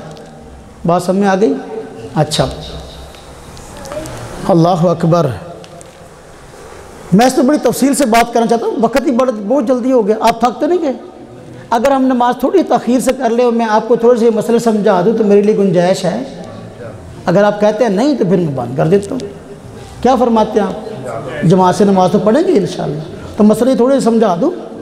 ہاں جی، چلو اب اگلا مسئلہ سمجھاتا ہوں۔ جب فاتحہ ختم ہوتی ہے اس کے بعد مسئلہ ہے آمین کا۔ کون سا مسئلہ ہے؟ آمین کا۔ اب الحمدللہ ہم آمین اپنے مسجدوں میں وہ آہستہ کہتے ہیں، اور بعض ہمارے بھائی کہتے ہیں نہیں بھائی آمین اونچی کہو گے تب بات بنے گی، سنت یہی ہے کہ نماز اونچی آواز سے آمین اونچی آواز سے کہنی ہے۔ اب اس مسئلے کو تھوڑا سمجھیں کہ آمین کیا ہے۔ بخاری شریف میں روایت ہے، حضرت عطا مشہور تابعی فرماتے ہیں آمین الدعا، آمین جو ہے دعا ہے۔ اب دعا کے بارے میں قرآن کیا کہتا ہے؟ سب سے پہلے ہم دلائل میں قرآن پیش کرتے ہیں، اس کے بعد پھر ہم حدیث پیش کرتے ہیں، پھر ہم صحابہ کرام کو پیش کرتے ہیں، ہم ایک ترتیب کے ساتھ دلائل پیش کرتے ہیں۔ الحمدللہ جس طرح کے امام کے پیچھے قرآن پڑھنے کے مسئلے پہلے ہم نے قرآن پیش کیا، اب بھی ہم پہلے قرآن پیش کرتے ہیں۔ جب آمین دعا ہے، اور دعا کا معنی کیا ہے؟ قبول کر۔ جس طرح کے دیکھا نہیں حضرت قاری صاحب دعا کروا رہے ہوتے ہیں تو ہم پیچھے کہتے ہیں آمین، کہتا ہے امام ربنا ظلمنا انفسنا وان لم تغفر لنا وترحمنا لنکونن من الخاسرین، ہم کہتے ہیں آمین، ہے نا جی۔ اب جو ہمارے امام صاحب نے دعا کی اللہ سے قبول کر، تو آمین کا معنی کیا ہوا؟ قبول کر۔ یہ کیا ہے؟ دعا ہے۔ اور دعا کے بارے میں قرآن کہتا ہے، قرآن کا اصول ہے ادعوا ربکم تضرعا وخفیا، آپ نے رب سے دعا کرو تو اس میں دو باتوں خیال رکھو، نمبر 1 عاجزی کا، نمبر 2 آہستگی کا۔ جب میں آمین آہستہ کہتا ہوں دونوں اصولوں پہ عمل ہو گیا، عاجزی پر بھی آہستگی پر بھی۔ اگر میں آمین اونچی بات سے کہتا ہوں اسی طرح پکار کر جس طرح میرا بھائی کہتا ہے، تو پھر نہ یہ عاجزی پر عمل ہے نہ یہ آہستگی پر عمل ہے۔ تو میری آمین پہلے تو قرآن کے مطابق ہے، میری آمین کس کے مطابق ہے؟ آہستہ آواز سے پکارنا اللہ کو بڑا پسند ہے، اس لیے حضرت زکریا کی تعریف کی ہے۔ جب حضرت مریم کو بالموسم میں پھل آتے ہوئے دیکھے، حضرت زکریا نے اللہ پاک سے دعا کی ہے، یا باری تعالیٰ حضرت مریم کو بے موسم جنت کے پھل آپ دیتے ہیں، یا اللہ میں بوڑھا ہو گیا ہوں، میرے ہاں اولاد نہیں ہے، یا اللہ مجھے بھی اولاد عطا فرما دیجئے۔ اگرچہ بڑھاپے میں اولاد ہوتی نہیں ہے، اللہ پاک نے دعا کو قبول فرما لیا ہے۔ حضرت زکریا نے دعا آہستہ فرمائی تھی، اللہ پاک کو یہ ادا بڑی پسند آئی، آہستہ دعا پسند آئی، فرمایا اذ نادى ربه نداء خفيا۔ قرآن پاک میں اس کو ذکر کیا، معلوم ہوا دعا کو آہستہ کرنا اللہ پاک کو پسندیدہ ہے۔ اگر میں آمین آہستہ کہتا ہوں اعتراض والی کون سی بات ہے؟ ہاں جی، اگر میں آمین آہستہ کہتا ہوں تو اعتراض والی کون سی بات ہے؟ اب ہمارے بھائی کو اعتراض یہ ہے کہ حضور نبی پاک صلی اللہ علیہ وسلم نے آمین اونچی کہی ہے۔ میں نے کہا مجھے اس سے انکار نہیں ہے کہ حضور نے آمین اونچی بات سے نہیں کہی، میں کہتا ہوں اور میں دیانتداری سے کہتا ہوں، اللہ کے گھر میں بیٹھ کے کہتا ہوں حضور نبی پاک صلی اللہ علیہ وسلم نے آمین اونچی بات سے کہی ہے، لیکن میں یہاں یہ بھی کہتا ہوں کہ آپ صلی اللہ علیہ وسلم کی عادت مبارکہ عام اونچی بات سے آمین کہنے کی نہیں تھی۔ ایک حدیث بھی اس دنیا کی احادیث کی کتابوں میں موجود نہیں ہے جس میں ایک صحابی بیان کر دے کہ حضور نبی پاک صلی اللہ علیہ وسلم ہمیشہ آمین اونچی آواز سے کہتے تھے، ایک بھی حدیث موجود نہیں ہے۔ حضور نے اونچی آواز سے آمین کہی ہے۔ اب سوال ہے کہی کیوں ہے؟ پھر کبھی کبھار کہی ہے، بعض روایت سے معلوم ہوتا 3 دن کہی ہے، کبھی کبھار جو کہی کیوں کہی ہے؟ پھر اصل وجہ یہ تھی، آپ صلی اللہ علیہ وسلم چونکہ پوری امت مسلمہ کے مربی، پوری امت مسلمہ کے مبلغ تھے، جب کبھی ایسا ہوتا باہر سے قافلے آتے، مسلمان ہوتے، آپ صلی اللہ علیہ وسلم کے پیچھے آ کر پہلی نماز پڑھتے، آپ صلی اللہ علیہ وسلم ان کو نماز سکھایا کرتے تھے، نماز کے وہ اعمال جو ایسا کرنے کے تھے آپ صلی اللہ علیہ وسلم جو ہے وہ اعمال اونچی آواز سے کر کے دکھا دیتے تاکہ نئے مسلمان ہونے والے صحابہ کرام کو پتہ چل جائے کہ بھئی نماز میں ہم اس بات کو، اس کام کو یوں کرتے ہیں، اس کو یوں پڑھتے ہیں، اس کا یہ طریقہ کار ہے، یہ کام ایسا کرنے کے تھے، بس اوقات اس کو اونچی کر لیا کرتے تاکہ نئے مسلمان ہونے والے صحابہ کرام کو اس کی تفصیل کا پتہ چل جائے۔ تو آپ نے جو آمین کبھی اونچی کہی ہے وہ اسی وجہ سے کہی ہے۔ سمجھ آئی بات اونچی کیوں کہی ہے؟ اچھا یہ بالکل اسی طرح ہی ہے جس طرح کہ آپ صلی اللہ علیہ وسلم کبھی کبھار زور کی نماز میں قرآن اونچی پڑھا ہے، زور کی نماز میں قرآن اونچی پڑھا ہے، عصر کی نماز میں آپ نے قرآن اونچی پڑھا ہے۔ اب آپ مجھے بتائیں کہ کسی بھی مسجد کے اندر زور کی نماز میں قرآن اونچی پڑھا جاتا ہے؟ نہیں۔ بندہ اسی حدیث کو لے لے جس میں آیا کہ آپ نے زور کی نماز میں قرآن اونچی پڑھا، آپ نے عصر کی نماز میں قرآن اونچی پڑھا، اس کو بنیاد بنا کر کوئی بندہ نظریہ قائم کر لے بھی میں نے تو ہمیشہ زور کی نماز میں قرآن اونچی پڑھنا، کیوں جو حدیث میں آ گیا؟ وہ حدیث میں آپ صلی اللہ علیہ وسلم کا ایک آدھ مرتبہ کا عمل آیا ہے، وہ بیان جواز کے لیے، تعلیم کے لیے آپ نے فرمایا ہے، اپنی جگہ مقدس ہے، لیکن سنت وہ عمل ہوتا ہے جو حضور نبی پاک صلی اللہ علیہ وسلم نے ہمیشہ کیا، صحابہ کرام اسے کرنے کی ترغیب دی ہے اور صحابہ کرام نے اس کو اپنایا بھی اور بطور دین کے پوری دنیا میں پھیلایا بھی، وہ سنت ہوتا ہے۔ اس لیے ہم اہل سنت ہیں۔ کیا کہتے ہیں اپنے آپ کو؟ اہل حدیث نہیں کہتے۔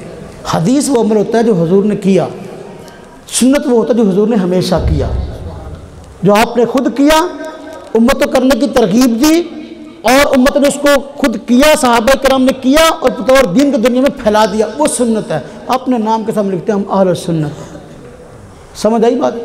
اب وہ آمین اونچی کہنے کی بات بالکل اسی طرح ہی ہے، توجہ کرنا، آمین اونچی کہنے کی بات بالکل اسی طرح ہی ہے جس طرح کہ دیکھیں قاری صاحب صبح کو بچوں کو ناظرہ پڑھاتے ہیں، ماشاءاللہ علماء کرام بیٹھے ہیں، صبح کو جو ہے بچوں کو ناظرہ قرآن پاک پڑھاتے ہیں، ساتھ نماز کا طریقہ بتاتے ہیں، نماز سنتے ہیں ایک ایک سے، لیکن نماز کس طرح پڑھنی ہے بسا اوقات بچوں کو نماز سکھانے کے لیے ان کی سب بندی مسجد میں کر دیتے ہیں، ایک بچے کو آگے کر دیتے ہیں، اسے کہتے ہیں ان کو نماز کہلا بھائی، اب بچہ جو ہے اونچی آواز سے ان کو نماز کہلواتا ہے، بچہ کہتا ہے بولو بھائی سبحانک اللہم، سب بچے کہتے ہیں سبحانک اللہم، وہ کہتا ہے ابھی حمدی کا، بچے کہتے ہیں ابھی حمدی کا، وہ کہتا ہے تبارک اسمک کا، بچے کہتے ہیں تبارک اسمک کا، وہ کہتا ہے تعالی جدک کا، بچے کہتے ہیں تعالی جدک کا۔ کل کو بندہ کہے کہ دیکھو جی قاری صاحب ہم نے ساری نماز کل سے اونچی آواز سے پڑھنی ہے، کیوں جی آپ کے پیچھے پڑھنی ہے؟ کیونکہ ہم نے دیکھا بچوں کو آپ صبح کے وقت جو ہے اس طرح نماز کہلواتے ہو، ایک بچہ نماز کہلوا رہا تھا اور پیچھے بچے کہہ رہے تھے جب بچوں کو اس طرح سکھاتے ہو پھر اس طرح پڑھنے کیوں نہیں دیتے؟ کل سے ہم نے آپ کے پیچھے نماز اس طرح اونچی آواز سے پڑھنی ہے۔ کیا کہیں گے؟ بے تعلیم کی غرض سے کس لیے ہے؟ سکھانا بچوں کو بھئی نماز کیسے پڑھنی، کس طرح پڑھنی۔ اسی طرح آپ نے کبھی آمین اونچی آواز سے کہی ہے تو پھر بھائی ہمیں سے اعتراض نہیں ہے۔ مسئلہ یہ ہے حضور نبی پاک صلی اللہ علیہ وسلم کی عام عادت مبارکہ نہیں تھی اس طرح آمین اونچی آواز سے کہنے کی۔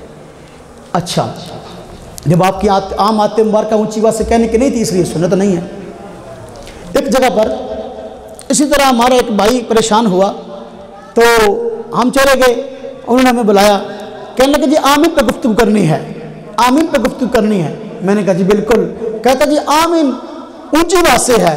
میں نے کہا آمین آہستہ کہنے کی حدیث ہے، بھئی باتیں نہ کریں، توجہ کریں، توجہ کریں۔ میں نے مسئلہ سمجھانا ہے، اگر یہ سمجھ لو گے پھر کسی کو سمجھانا آسان ہو جائے گا۔ توجہ سے سنیں، جس کا باتوں کو جی چاہتا ہے وہ چلا جائے۔ مجمع بڑھانا بھی مقصد نہیں ہے، نہ سبحان اللہ میں کہلواتا ہوں نہ میری عادت ہے، وہ مسئلہ سمجھاتا ہوں۔ توجہ کریں، کیا بات کر رہا تھا میں؟ آمین آہستہ کہنی ہے۔ اب جو ہمارا بھائی ایک دوست سے بات ہوئی، میں نے اس سے کہا آمین آہستہ کہنے کی کوئی حدیث ہے؟ کہتا آمین آہستہ کہنے کی کوئی حدیث نہیں ہے، اونچی آواز سے آمین کہنے کی حدیث ہے۔ میں نے کہا یار دیکھ لو۔ کہتا نہ، کہتا میں ڈنکے کے چوٹ پر کہتا ہوں آمین آہستہ کہنے کی ایک بھی حدیث موجود نہیں ہے۔ میں نے کہا اچھا، اگر آمین آہستہ کہنے کی حدیث کوئی نہیں ہے ذرا توجہ کر لینا، پھر میں آپ کو بتاتا ہوں آپ کتنی نماز کی رکعتوں میں آمین آہستہ کہتے ہو، کتنی رکعتوں میں اونچی کہتے ہو۔ میں نے کہا 6 رکعتوں کے اندر صرف آپ آمین اونچی آواز سے کہتے ہو، فجر کے 2 فرضوں میں، مغرب کے 2 فرضوں میں، عشاء کے 2 فرضوں میں صرف ان میں آمین آپ اونچی آواز سے کہتے ہو، باقی فجر کی 2 سنتوں میں، زور کی پہلی اور بعد والی سنتوں میں، زور کے فرضوں میں، عصر کی سنتوں میں، عصر کے فرضوں میں، مغرب کی تیسری رکعت میں، مغرب کے بعد کی سنتوں میں، عشاء کے آخری 2 فرضوں میں، عشاء کے بعد وتروں میں اور سنتوں میں آپ آمین آہستہ آواز سے کہتے ہو۔ اگر آمین آہستہ کہنے کی کوئی حدیث موجود نہیں ہے تو پھر آپ بغیر حدیث کے کہتے ہو۔ بات سمجھ آئی کہ نہیں آئی؟ وہ آمین آہستہ کہنے کی حدیث ہی کوئی نہیں ہے، تو پھر 6 رکعتوں میں آمین اونچی کہتا ہے، باقی ساری رکعتوں میں آمین آہستہ کہتا ہے۔ پھر اس تقسیم کی وجہ کیا ہے؟ پھر کل سے جو ہے پھر اس طرح کیا کرنا، زور کی 4 رکعتوں میں آمین اونچی آواز سے کہا کر، اور پھر عصر کی 4 رکعتوں میں آمین اونچی آواز سے کہا کر، مغرب کی 3 رکعتوں میں آمین اونچی آواز سے کہا کر، عشاء کی 4 رکعتوں میں آمین اونچی آواز سے کہا کر، اور سنتوں کے اندر اور نفلوں کے اندر اگر پڑھنے کی توفیق ہو جائے، ویسے ہوتی کم ہے، اگر ہو جائے تو پھر آپ اس میں بھی آمین اونچی آواز سے کہہ لیا کرو۔ کہتے ہیں نہیں، عجیب بات ہے، کہتے ہیں آمین آہستہ کہنے کی حدیث بھی نہیں ہے، عمل بھی اس کے مطابق ہے۔ ایک مرتبہ ایسا ہوا، ہمارے ساتھی ہوتے ہیں بیچارے، تبلیغی جماعت سے وقت لگا ہوتا ہے، الحمدللہ تبلیغی جماعت کی برکت سے مسجدیں آباد ہیں، لوگ نمازیں پڑھتے ہیں۔ اب جو بیچارہ بندہ نماز نہیں پڑھتا نا، اس کو کچھ نہیں کہتے کہ تو نماز پڑھ، جب بیچارہ پڑھنا شروع کر دیتا ہے اسے کہتے ہیں نماز ٹھیک نہیں ہے، تیری نماز ٹھیک نہیں ہے۔ جو پڑھتا ہے نا اس بیچارے کو پریشان کرنا شروع کر دیتے ہیں۔ اور بیچارے تبلیغی ساتھی تھے، پریشان کرنا شروع کر دیا، کہتے جی آپ کی نماز ٹھیک نہیں ہے، آپ کی نماز سنت کے مطابق نہیں ہے، وجہ کہ جی آپ آمین اونچی آواز سے نہیں کہتے۔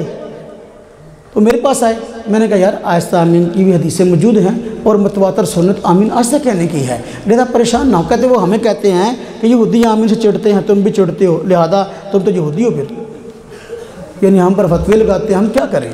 میں نے کہا چلو ان کو کہو کہ بھئی کوئی جو ہے نا اگر آپ کے پاس حدیث موجود ہے، آپ کہتے ہو کہ آمین، میں نے کہا پہلے پوچھ لو آمین آہستہ کہنے کی حدیث ہے؟ کہتے بالکل نہیں ہے، ہم اس میں قرآن اٹھانے کو تیار ہیں کہ آمین آہستہ کہنے کی حدیث نہیں ہے۔ میں نے کہا چلو ٹھیک ہے، ان کو کہو زور کی نماز میں تم جس طرح آمین کہتے ہو آپ ہمیں اس کے مطابق حدیث دکھا دو، اگر زور کی نماز میں آمین اونچی آواز سے کہتے ہو اس کی حدیث سنا دو، اگر آہستہ آواز سے کہتے ہو اس کی حدیث سنا دو۔ اور جب وہاں چلے گئے، میں گیا ساتھیوں کے ساتھ، واقعہ لمبا ہے، ساتھیوں کے ساتھ چلا گیا، مسجد ان کی تھی، چونکہ بلایا تھا ہم چلے گئے۔ جب ہم گئے ہم نے کہا بھائیو لڑنے کے لیے نہیں آئے، صرف حدیث سننے کے لیے آئے ہیں، زور کی نماز میں آپ اس طرح آمین کہتے ہو، اس طرح ہمیں حدیث سنا دو، اگر آمین اونچی کہتے ہو اس کے مطابق سنا دو، اگر آہستہ کہتے ہو اس کے مطابق سنا دو۔ وہ کہنے لگے دیکھو بھائی مولوی صاحب آپ ذرا ہوشیار لگتے ہیں، ہوشیاری سے بات کر رہے ہیں، آپ زور کی نماز پہ آ گئے ہیں، پہلے فجر کی نماز پہ آئے نا،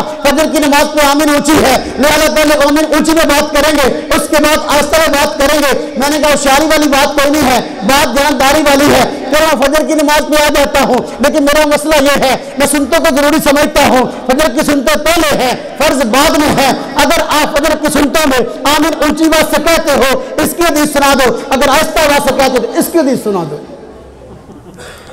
سمجھ آئی کہ نہیں آئی؟ تو فجر کے فرض بعد میں ہیں تو سنتا پہلے ہے نا جی، تو سنتوں میں آمین صاحب آہستہ کہتے کہ اونچی بات سے؟ وہ کہتے ہیں آمین آہستہ حدیث ہی کوئی نہیں، پھر بغیر حدیث تو کہی اندر۔ میں نے کہا بھی سنتے پہلے ہیں، فرض بعد میں ہے۔ اب اس کی بات سنیں، مولانا صاحب مجھے کہنے لگے دیکھو جی بات یہ ہے کہ اگر آپ کہتے ہو فجر کے فرض سے پہلے سنتے ہیں تو پھر فجر کے فرض سے پہلے سنتوں سے پہلے تو استنجا اور وضو بھی ہے۔ میں نے کہا اس کا کیا مطلب ہوا؟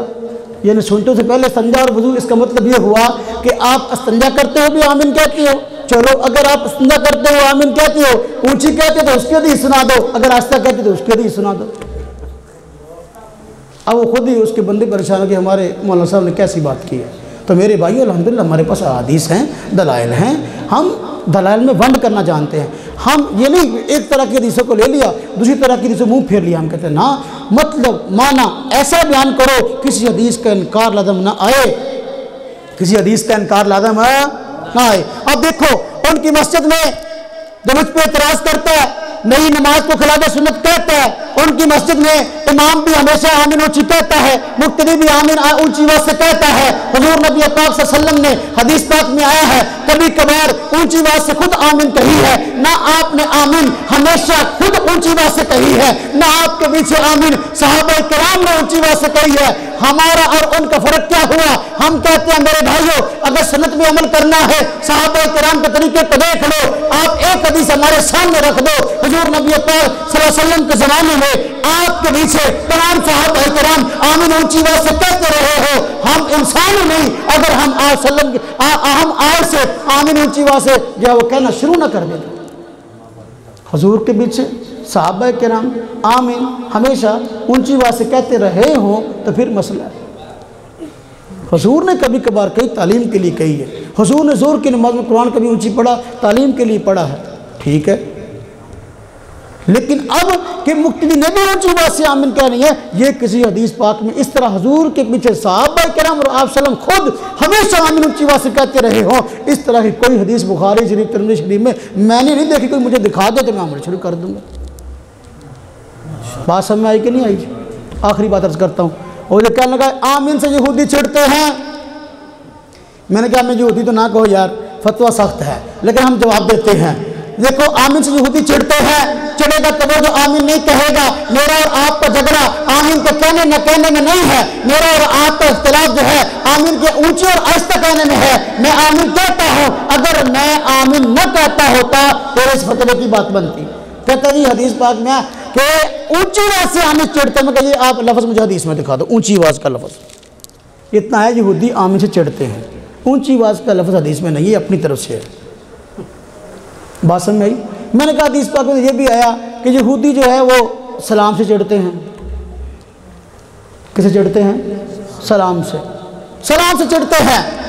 میں نے کہا دیکھو نماز کے اندر آپ کا امام السلام علیکم ورحمۃ اللہ اونچی آواز سے کہتا ہے, آپ کا مقتدی السلام علیکم ورحمۃ اللہ آہستہ آواز سے کہتا ہے. اگر یہودی آمین سے چڑھتے ہیں وہ سلام سے بھی چڑھتے ہیں, کل کو پھر آپ کے مقتدیوں کو چاہیے امام کے پیچھے السلام علیکم ورحمۃ اللہ بھی اونچی آواز سے کہہ لیا کریں. سمجھ آئی بات؟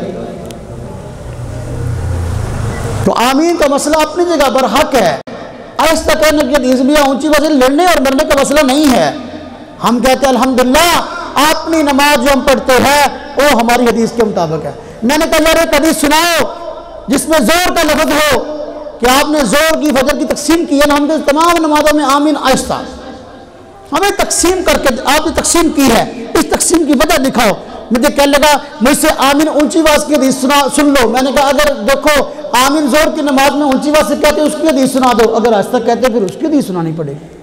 میں نے کہا چلو سنا دو. اب وہ حدیث پڑھنے بخاری شریف کھول لی. حضور نبی پاک صلی اللہ علیہ وسلم نے فرمایا کہ جب امام غیر المغضوب علیہم ولا کے توجہ کرنا تم آمین کہو. آپ نے فرمایا امام غیر المغضوب علیہم ولا کہے تم آمین کہو. آگے حدیث پاک میں آیا کہ دیکھو فرشتے بھی آمین کہتے ہیں, جس کی آمین فرشتوں کی آمین کے مشابہ ہو گئی اس کے تمام گناہ بخش دیے جائیں گے.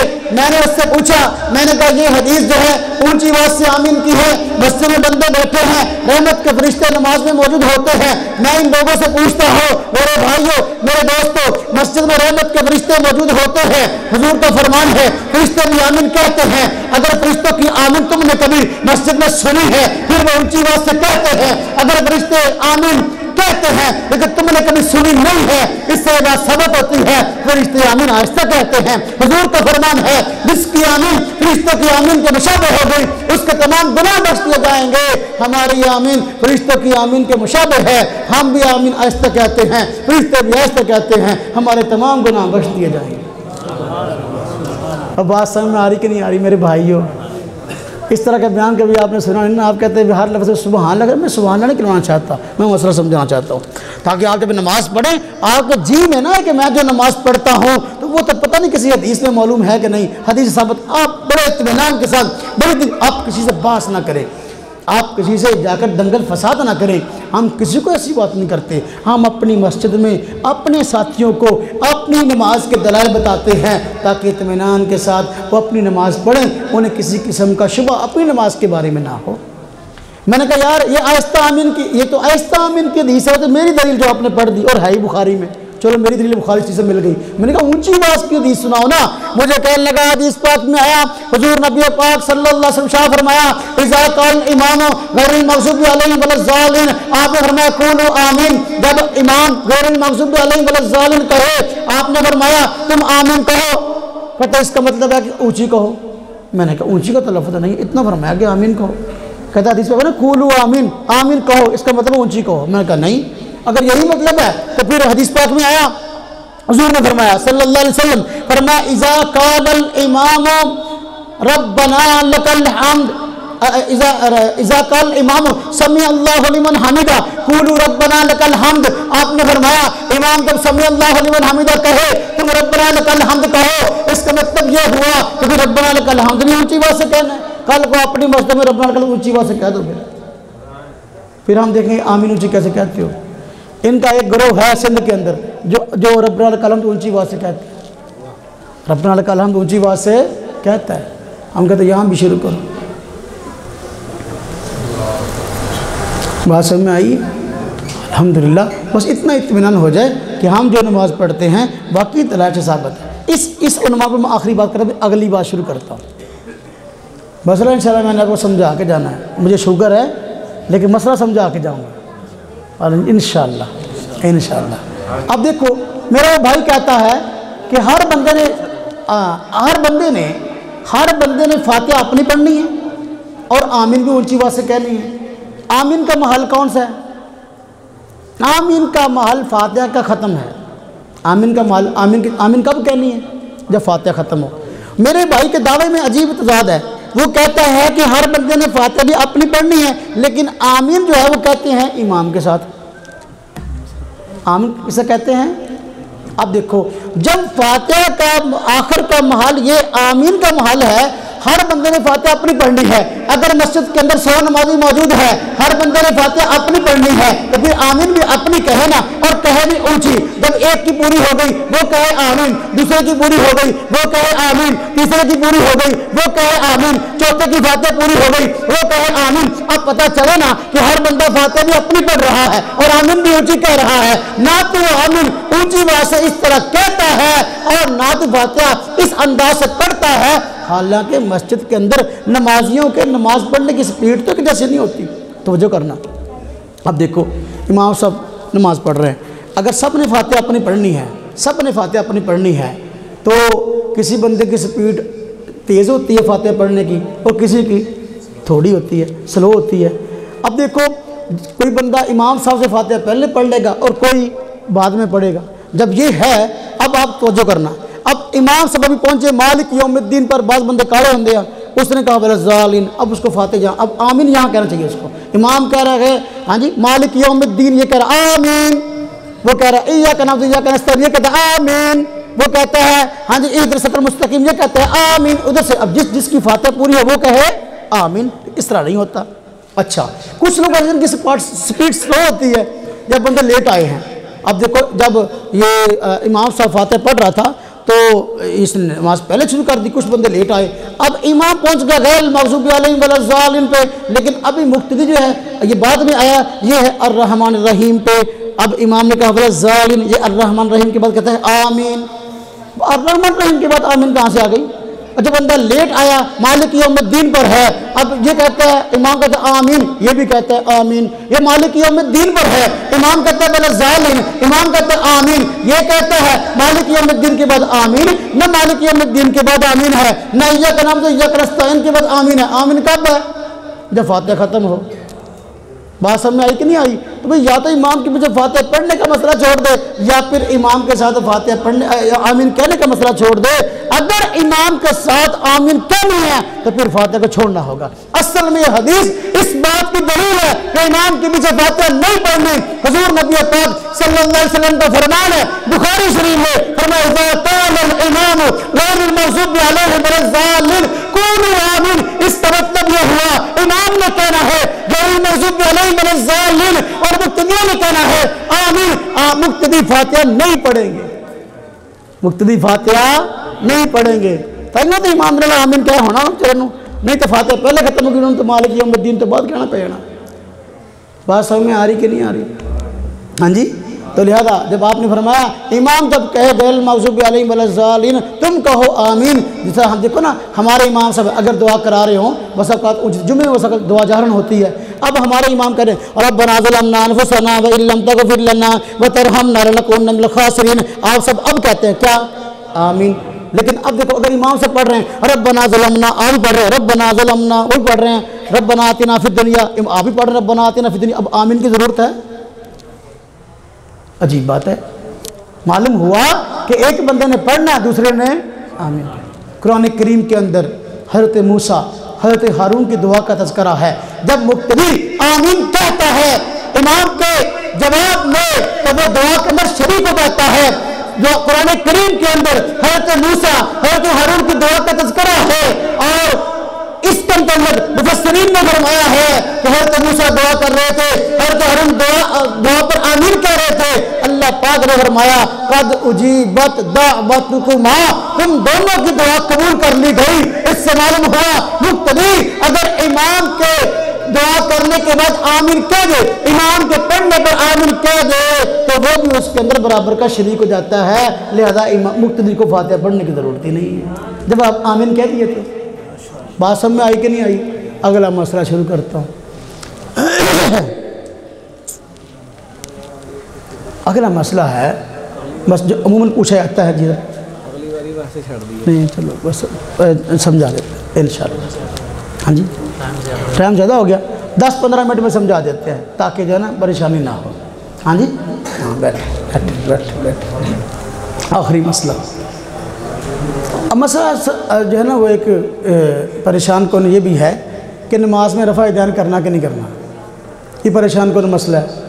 तो बस औकात हमारे साथियों को हदीस दिखाकर परेशान किया जाता है कि देखो जी बुखारी शरीफ में हदीस मौजूद है कि हुज़ूर नबी पाक सल्लल्लाहु अलैहि वसल्लम ने रफ़ा दैन किया है और तुम रफ़ा दैन नहीं करते, तुम्हारी नमाज खिलाफ सुन्नत हुई। हम कहते हैं नहीं, हमारी नमाज अल्हम्दुलिल्लाह ये कुरान के भी मुताबिक है, हदीस के भी मुताबिक है। सबसे पहले दलील हम कहते हैं देखो हुज़ूर नबी पाक सल्लल्लाहु अलैहि वसल्लम ने एक दौर में रफ़ा दैन किया, फिर उसको छोड़ दिया, अब हमने भी छोड़ दिया। सुन्नत वो अमल है जो हुज़ूर ने हमेशा किया। हमारा और आपका मामला रफ़ा दैन में है, तो वही अगर हदीस की बात करते हो, हदीस का रफ़ा दैन 4 रकातों के अंदर कुल 28 मरतबा है, जबकि तुम 4 रकातों में 10 मरतबा रफ़ा दैन करते हो, 18 मरतबा रफ़ा दैन नहीं करते। हदीस पाक का रफ़ा दैन 4 रकातों में 28 मरतबा आया है, और इस रफ़ा दैन को बयान करने वाले इमाम बुखारी भी है, इमाम बुखारी के शागिर्द इमाम तिरमिज़ी भी है, इमाम बुखारी के शागिर्द इमाम अबू दाऊद भी है, इमाम बुखारी के शागिर्द इमाम इब्न माजा भी है, और नसाई भी है। इमाम बुखारी के उस्ताद इमाम हुमैदी भी है, इमाम बुखारी के उस्ताद इमाम मुसन्नफ इब्न अबी शैबा वाले इमाम इब्न शैबा भी है, इमाम बुखारी के उस्ताद इमाम अब्दुल रज़ाक भी है, इमाम बुखारी के उस्ताद इमाम अबू अवाना भी है। क्या वजह कि तू वो रफ़ा दैन जो हदीस पाक का है, हुज़ूर नबी पाक सल्लल्लाहु अलैहि वसल्लम सजदे को जाते हुए भी रफ़ा दैन करते थे, हदीस पाक में आया, सजदे से उठते भी रफ़ा दैन करते थे, लेकिन हमारे ये भाई ये रफ़ा दैन नहीं करते। और हालांकि ये हदीस की किताबों में ये रफ़ा दैन मौजूद है। तो 4 रकातों के अंदर कितनी मरतबा रफ़ा दैन है? 28, जो हदीस का रफ़ा दैन है। और जो हमारे भाई अहले हदीस का रफ़ा दैन है वो 4 रकातों में 10 मरतबा है।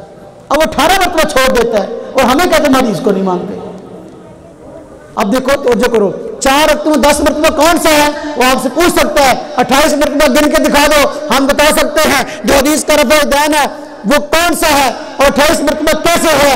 4 रकातों के अंदर 28 मरतबा रफ़ा दैन इस तरह है कि 10 मरतबा वो करते हैं शुरू नमाज में। 4 रकातों के अंदर 4 रुकू हैं, रुकू को जाते हुए रफ़ा दैन करते हैं, रुकू से उठते हुए करते हैं। 4 का 10 ज़रब में तो 8 मरतबा हुआ, शुरू नमाज का 9 मरतबा हुआ, और पहले कायदे से उठते हुए तीसरी रकात तो खड़े होते हुए अब भी रफ़ा दैन करते हैं, ये 10 मरतबा हुआ। ये रफ़ा दैन वो करते हैं जो हदीस पाक में इसके अलावा आया वो क्या है? आप सल्लल्लाहु अलैहि वसल्लम जो है सजदे को जाते हुए भी रफ़ा दैन करते थे, सजदे से उठते हुए रफ़ा दैन करते थे। 4 रकातों के अंदर सजदे कितने हैं? 8। कितने सजदे हैं? 8। آپ سجدے کو جاتے ہوئے رفع دین حدیث میں آیا، اٹھتے ہوئے رفع دین حدیث میں آیا. 8 کو 10 ضرب دیکھو کتنی مرتبہ ہوا، 16 مرتبہ. 16 کو اس 10 کے ساتھ جمع کر لو کتنی مرتبہ ہو گیا، 26 مرتبہ. بعض روایت میں آیا حضور نبی پاک صلی اللہ علیہ وسلم جو ہے ہر اونچ نیچ پر رفع دین کرتے تھے. بعض حدیث میں آیا ہر تکبیر کے ساتھ رفع دین کرتے تھے. ہر اونچ نیچ پر رفع دین کا تقاضا یہ ہے جب بندہ پہلی رکعت مکمل کر کے دوسری کے لیے کھڑا ہو رہا ہو تو اونچ کا تقاضا یہ ہے کہ اس پر بھی رفع دین کیا جائے. وہ ہوا 27 مرتبہ. جب 3 رکعتیں مکمل ہوئی ہیں چوتھی کے لیے کھڑا ہو رہا ہے. اونچ نیچ کا تقاضا یہ ہے اس چوتھی رکعت کھڑا ہوتے وقت بھی رفع دین کیا جائے. اب کل کتنی مرتبہ ہو گیا، 28 مرتبہ. اب یہ رفع دین جو ہے انہی صحابہ کرام سے مروی ہے جن سے رکوع کا رفع دین مروی ہے. عبداللہ بن عمر رضی اللہ عنہ رکوع کا رفع دین بیان کرتے ہیں، سجدے کا رفع دین بیان کرتے ہیں. سجدے کا رفع دین ان سے خود امام بخاری رحمۃ اللہ علیہ کے رسالے جو رفع دین میں موجود ہے، اور اسی طرح عبداللہ بن عمر رضی اللہ عنہ سے سجدے کا رفع دین جو ہے ان کے استاد امام حمیدی رحمۃ اللہ علیہ کی مسند حمیدی میں موجود ہے. اسی طرح جو ہے عبداللہ بن عمر رضی اللہ عنہ سے یہی سجدے کا رفع دین جو ہے امام بخاری کے استاد امام ابن ابی شیبہ کی مسند ابن ابی شیبہ موجود ہے. دوسرے صحابی وائل بن حجر رضی اللہ عنہ ہیں جو رکوع کا رفع دین روایت کرتے ہیں. انہی سے سجدے کا رفع دین جو ہے سنن ابی داؤد میں موجود ہے. انہی سے سجدے کا رفع دین جو ہے وہ سنن دارقطنی میں موجود ہے. تیسرے صحابی مالک بن حویرث رضی اللہ تعالی عنہ ہیں جو رکوع کا رفع دین بیان کرتے ہیں. انہی سے سجدے کا رفع دین سنن نسائی میں موجود ہے. امام نسائی رحمۃ اللہ علیہ جس طرح رکوع کا رفع دین کا باب قائم کرتے ہیں باب رفع الدین والرکوع، اسی طرح بات قائم کرتے ہیں باب رفع الدین للسجود. معلوم ہوا رکوع کا رفع دین بھی ثابت ہے، سجدے کا رفع دین بھی ثابت ہے. بات سمجھ آئی؟ ایک مناظرے میں ہمارے مد مقابلہ بھائی آئے تو مجھے کہنے لگے رکوع کے رفع دین پہ بات ہوگی. میں نے کہا نہیں، بات مناظرے کی نشست سے 2 کر لو. پہلی میں یہ ہوگی بات کہ بھئی حدیث کا رفع دین کون سا ہے، تو حدیث کا رفع دین 28 مرتبہ ہے اور آپ 10 مرتبہ کرتے ہو. آپ کے رفع دین پہ بات دوسرے مناظرے میں ہوگی. پہلے مناظرے میں جو حدیث کا رفع دین ہے یہ دکھاؤں گا. میں نے کہا میں مدعی ہوں، میں ثابت کروں گا 4 رکعت کے اندر 28 مرتبہ رفع دین ہے. لہذا اگر میں نہ ثابت کر سکوں میں جھوٹا، اگر میں ثابت کر دوں گا آپ کو وہ رفع دین بھی کرنا پڑے گا. مجھے کہنے لگا، کہتا ہے مولانا صاحب بات یہ ہے سجدے کا رفع دین نہ آپ کرتے ہو نہ میں کرتا ہوں، اور 2 رفع دین جو آپ کرتے ہو نہ میں کرتا ہوں، اس سے بات کرنے کا فائدہ کیا ہے؟ میں نے کہا فائدہ یہ ہے کہ میں جس وجہ سے رکوع کا رفع دین نہیں کرتا اسی وجہ سے سجدے کا رفع دین نہیں کرتا، لیکن تو رکوع کا رفع دین کرتا ہے. سجدے کا رفع دین کے بارے میں تو کہتا ہے کہ یہ ثابت ہی نہیں ہے. میں تمہیں درجنوں حدیث سے سجدے میں رفع دین کی دکھاؤں گا. بات سمجھ آئی؟ اچھا، اب جن صحابہ کرام سے روایات رکوع کا رفع دین کی ہیں انہی صحابہ کرام سے سجدے کا رفع دین کی حدیثیں ہیں. انہی صحابہ کرام سے اس سب رفع دین کے چھوڑنے کی حدیثیں بھی ہیں. الحمدللہ ہم تینوں طرح کی حدیث کو مانتے ہیں. ہم کسی حدیث کا انکار نہیں کرتے. ہم کہتے ہیں سب اپنی جگہ پر حق. صحابی نے جانتدار آدمی تھے، سجدے کا رفع دین دیکھا بیان کر دیا، رکوع کا رفع دین دیکھا بیان کر دیا. جب حضور کو دیکھا، صحابہ کرام کو دیکھا، شروع نماز کا رفع دین ہے باقی چھوڑ دیا، اس کو بھی بیان کر دیا. میں تینوں طرح کی حدیث کو مانتا ہوں، لیکن وہ سجدے کی حدیث کے متعلق کہتا ہے یہ ثابت ہی نہیں ہے. حالانکہ امام بخاری کا شاگرد امام بخاری کا استاد نقل کرتے ہیں، وہ کہتا ہے رکوع کے علاوہ رفع دین کا چھوڑنا صرف شروع نماز کے متعلق حدیث ہے. یعنی جو رفع دین ہم کرتے ہیں وہ کہتا ہے اس کے متعلق حدیث کوئی نہیں ہے. حالانکہ وہ حدیثیں امام بخاری میں موجود ہیں، مسلم شریف میں موجود ہیں، امام بخاری کے شاگردوں کی سنن میں موجود ہیں، اور اسی طرح جو ہے امام بخاری کے استادوں امام حمیدی، امام ابن ابی شیبہ، امام عبدالرزاق، امام ابو عوانہ ان کی کتابیں موجود ہیں. اب وہی صحابی جب سجدے کا رفع دین کرتے ہیں تو اس کو نہیں مانتا، جب وہ چھوڑنے کی بات کرتے ہیں اس کو نہیں مانتا اور کہتا ہے میں حدیث کو مانتا ہوں. میرے بھائیو چند ایک احادیث آپ کو صرف جلدی بیان کر دیتا ہوں تاکہ آپ زیادہ پریشان نہ ہوں. میں اپنی بات کو ختم کرنے لگا ہوں. چند احادیث اس حوالے سے سن لیں. نمبر 1، میرا بھائی کہتا ہے بخاری شریف میں کوئی حدیث ہے رفع دین کے نہ کرنے کی تو ہمیں دکھائیں. کہ جو رفع دین تم کرتے ہو یہ رفع دین بخاری شریف میں ہو. الحمدللہ ہمارے پاس بخاری شریف موجود ہے. امام بخاری رحمۃ اللہ علیہ کی بخاری شریف قدیمی کتب خانے والی درسی جو بڑی عربی میں چھپی ہے, ہمیں ترجمے کی ضرورت نہیں پڑتی, ترجمے والی ہم اٹھاتے بھی نہیں ہیں, ہم تو عربی اٹھاتے ہیں اس لیے کہ ہم نے عربی پڑھی ہے. اب دیکھو امام بخاری رحمۃ اللہ علیہ کی کتاب ہے, صفحہ نمبر 114 ہے بخاری شریف کا. حضرت ابو حمید سعدی رضی اللہ عنہ صحابی رسول ہیں, وہ ایک جماعت کے ساتھ بیٹھے ہوئے تھے جس میں تابعین اور صحابہ تھے. حضور نبی پاک صلی اللہ علیہ وسلم کی نماز کا تذکرہ آیا کہ آپ نماز کیسے پڑھتے تھے, روایت بخاری میں ہے. حضرت ابو حمید سعدی فرماتے ہیں میں تمہیں ایسی نماز, میں حضور کی نماز کو تم سب سے زیادہ جانتا ہوں. باقیوں نے کہا اگر آپ حضور کی نماز کو زیادہ جانتے ہو تو پیش کرو. انہوں نے یہ نہیں کہا میں ابو حنیفہ کی نماز کو جانتا ہوں, بلکہ فرمایا حضور کی نماز کو جانتا ہوں. انہوں نے کہا پیش کرو. ابو حمید سعدی رضی اللہ تعالی عنہ حضور کی نماز کو پیش کرتے ہیں. جب شروع نماز کی بات آئی ہے انہوں نے کہا اذا کبر رفع یدیہ, حضور نبی پاک صلی اللہ علیہ وسلم جب تکبیر کہتے تو رفع یدین کرتے. اب شروع نماز کا رفع یدین بیان کر دیا, لیکن جب رکوع کی باری آئی ہے فرمایا اذا رکع امکن یدیہ علی رکبتیہ, جب رکوع کرتے تو اپنے ہاتھوں کو اپنے گھٹنوں پہ جما دیتے. اب رفع یدین نہیں فرمایا, چونکہ حضور کی نماز ابو حمید سعدی بتاتے ہیں کیا شروع نماز میں رفع یدین, جب رکوع کی باری آئی اب نہیں بتاتے. معلوم ہوا حضور کی آخری نماز تھی یہ کہ شروع نماز میں رفع یدین کیا جائے, بعد میں رفع یدین حضور نے چھوڑ دیا, صحابہ نے بیان کرنا چھوڑ دیا. صحابہ نے جو دیکھا اس کو بیان کر دیا. رکوع کا رفع یدین تاریخ کا حصہ ہے, سجدے کا رفع یدین تاریخ کا حصہ ہے, اور شروع نماز کا رفع یدین تاریخ کا حصہ ہے. صحابہ نے جو دیکھا اس کو بیان کر دیا. دوسری حدیث سنن ابی داؤد میں موجود ہے, صحیح 70 کتاب ہے. حضرت وائل بن حجر رضی اللہ عنہ سجدے کا رفع یدین کی حدیث بیان کرتے ہیں. امام ابو داؤد پہلے لائے ہیں, پھر رکوع کا رفع یدین کی حدیث بیان کرتے ہیں. امام ابو داؤد لائے ہیں, اس کے بعد وائل بن حجر رضی اللہ عنہ سے شروع نماز کا رفع یدین کی حدیث لائے ہیں. یہ باہر کے صحابی تھے, حضرموت کے رہنے والے, حضرموت علاقے کا نام ہے. یہ فرماتے ہیں میرا آنا متعدد مرتبہ ہوا ہے. جب میں دوبارہ آیا میں نے دیکھا سردی کا موسم تھا, صحابہ کرام نے چادریں اوڑھ رکھی تھی, گرم چادریں اوڑھ رکھی تھی. صحابہ کرام نماز پڑھ رہے تھے حضور کے پیچھے. میں نے دیکھا سردی کے موسم کی وجہ سے صحابہ کرام مختصر ہاتھ کو اٹھاتے تھے. ہم نے دیکھا شروع نماز کے اندر اپنے ہاتھوں کو اٹھا رہے تھے. حضرت وائل بن حجر سنن ابی داؤد کے اندر فرما رہے ہیں میں نے صحابہ کو دیکھا, دوبارہ آیا, صحابہ کرام شروع نماز میں رفع یدین کر رہے تھے. اب دیکھو سجدے کا دیکھا اس کو بیان کر دیا, رکوع کا دیکھا اس کو بیان کر دیا. جب حضور نے صحابہ نے اس کو چھوڑ دیا, حضرت وائل بن حجر نے اس چھوڑے ہوئے رفع یدین کو بھی بیان کر دیا. میں دیانتدار ہوں, میں محدثین کی تحقیق پر الحمدللہ اعتماد کرتا ہوں. ان کی حدیث کو ذکر کر کے ایک کو میں تکمیل دینے کی الحمدللہ صلاحیت رکھتا ہوں. میں کہتا ہوں کسی دور میں سجدے کا ہوا وائل بن حجر نے بیان کر دیا, رکوع کا ہوا وائل بن حجر نے بیان کر دیا, اور جب چھوڑ دیا صحابہ کرام کو دیکھ کر چھوڑ دیا تو وہ بھی بیان کر دیا. ایک بندہ مجھے کہنے لگا منع دکھاؤ, منع حضور نے منع کیا ہو. میں نے کہا مجھے حکم دکھا دو. منع ہوتا ہے حکم کے مقابلے میں. اگر حضور نبی پاک صلی اللہ علیہ وسلم نے حکم دیا ہے رکوع کا رفع یدین کا, تو پھر اب میں منع دکھاتا ہوں, حکم آپ دکھا دو, منع میری ذمہ داری ہے. کسی حدیث پاک میں ایسا نہیں آیا حضور نبی پاک صلی اللہ علیہ وسلم نے فرمایا ہو کہ رفع یدین کرو. حالانکہ جس دور میں حضور کرتے تھے اس دور میں عملاً ثابت ہے, حکماً ثابت نہیں ہے.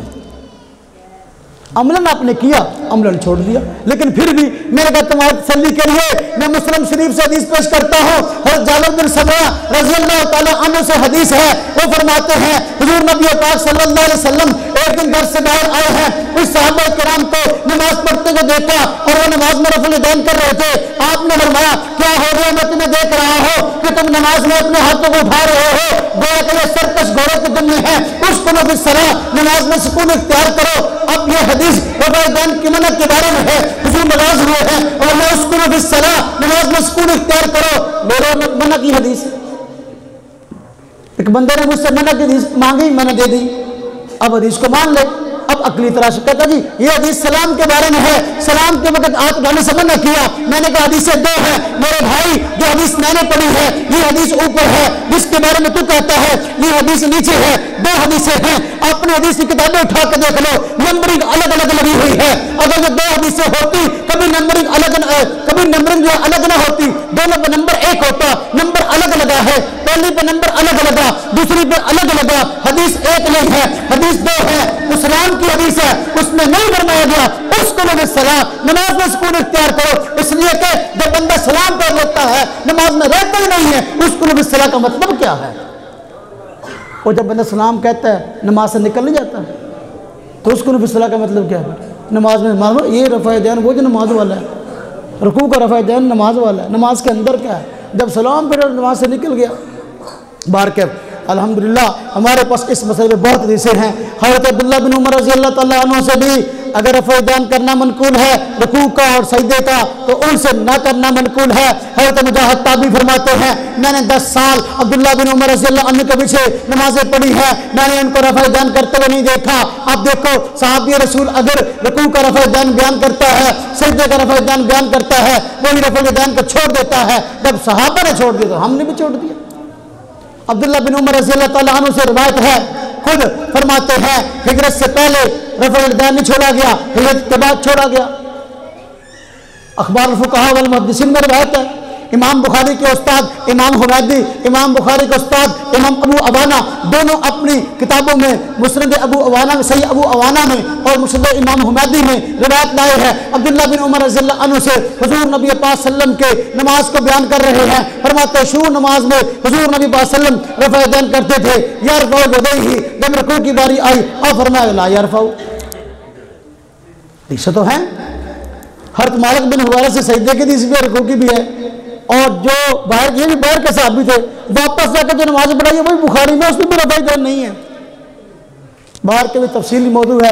عبداللہ بن مسعود رضی اللہ عنہ سے روایت موجود ہے، ان کے ساتھ ان کے شاگرد بیٹھے ہوئے تھے، فرمایا کیا تمہیں حضور کی نماز پڑھ کے نہ دکھاؤں؟ انہوں نے فرمایا بالکل، آپ کھڑے ہوئے شروع نماز میں رفع دین کیا، اس کے علاوہ رفع دین نہ کیا، حضور کی نماز بتا دی۔ امام ابو حنیفہ کی نماز نہیں، آج سوال ہوتا ہے ہم حضور کی نماز پڑھتے ہیں، اب ابو حنیفہ کی نماز پڑھتے ہیں، ہم ابو حنیفہ کی نماز نہیں پڑھتے، ہم ابو حنیفہ کی بتلائی ہوئی نماز پڑھتے ہیں۔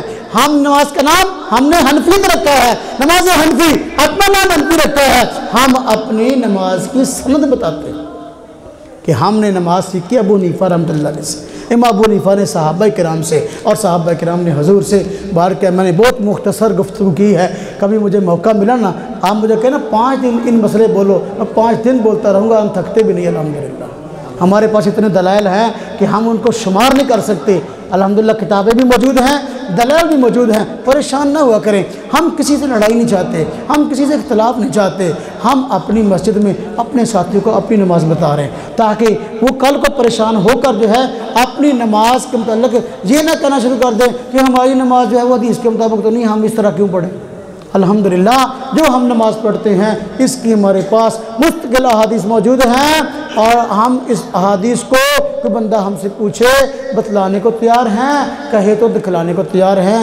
اللہ تبارک و تعالی ہم سب کو اہل سنت والجماعت کی موقف سے وابستہ رہنے کی توفیق عطا فرمائے۔ وآخر دعوانا ان الحمدللہ رب العالمین۔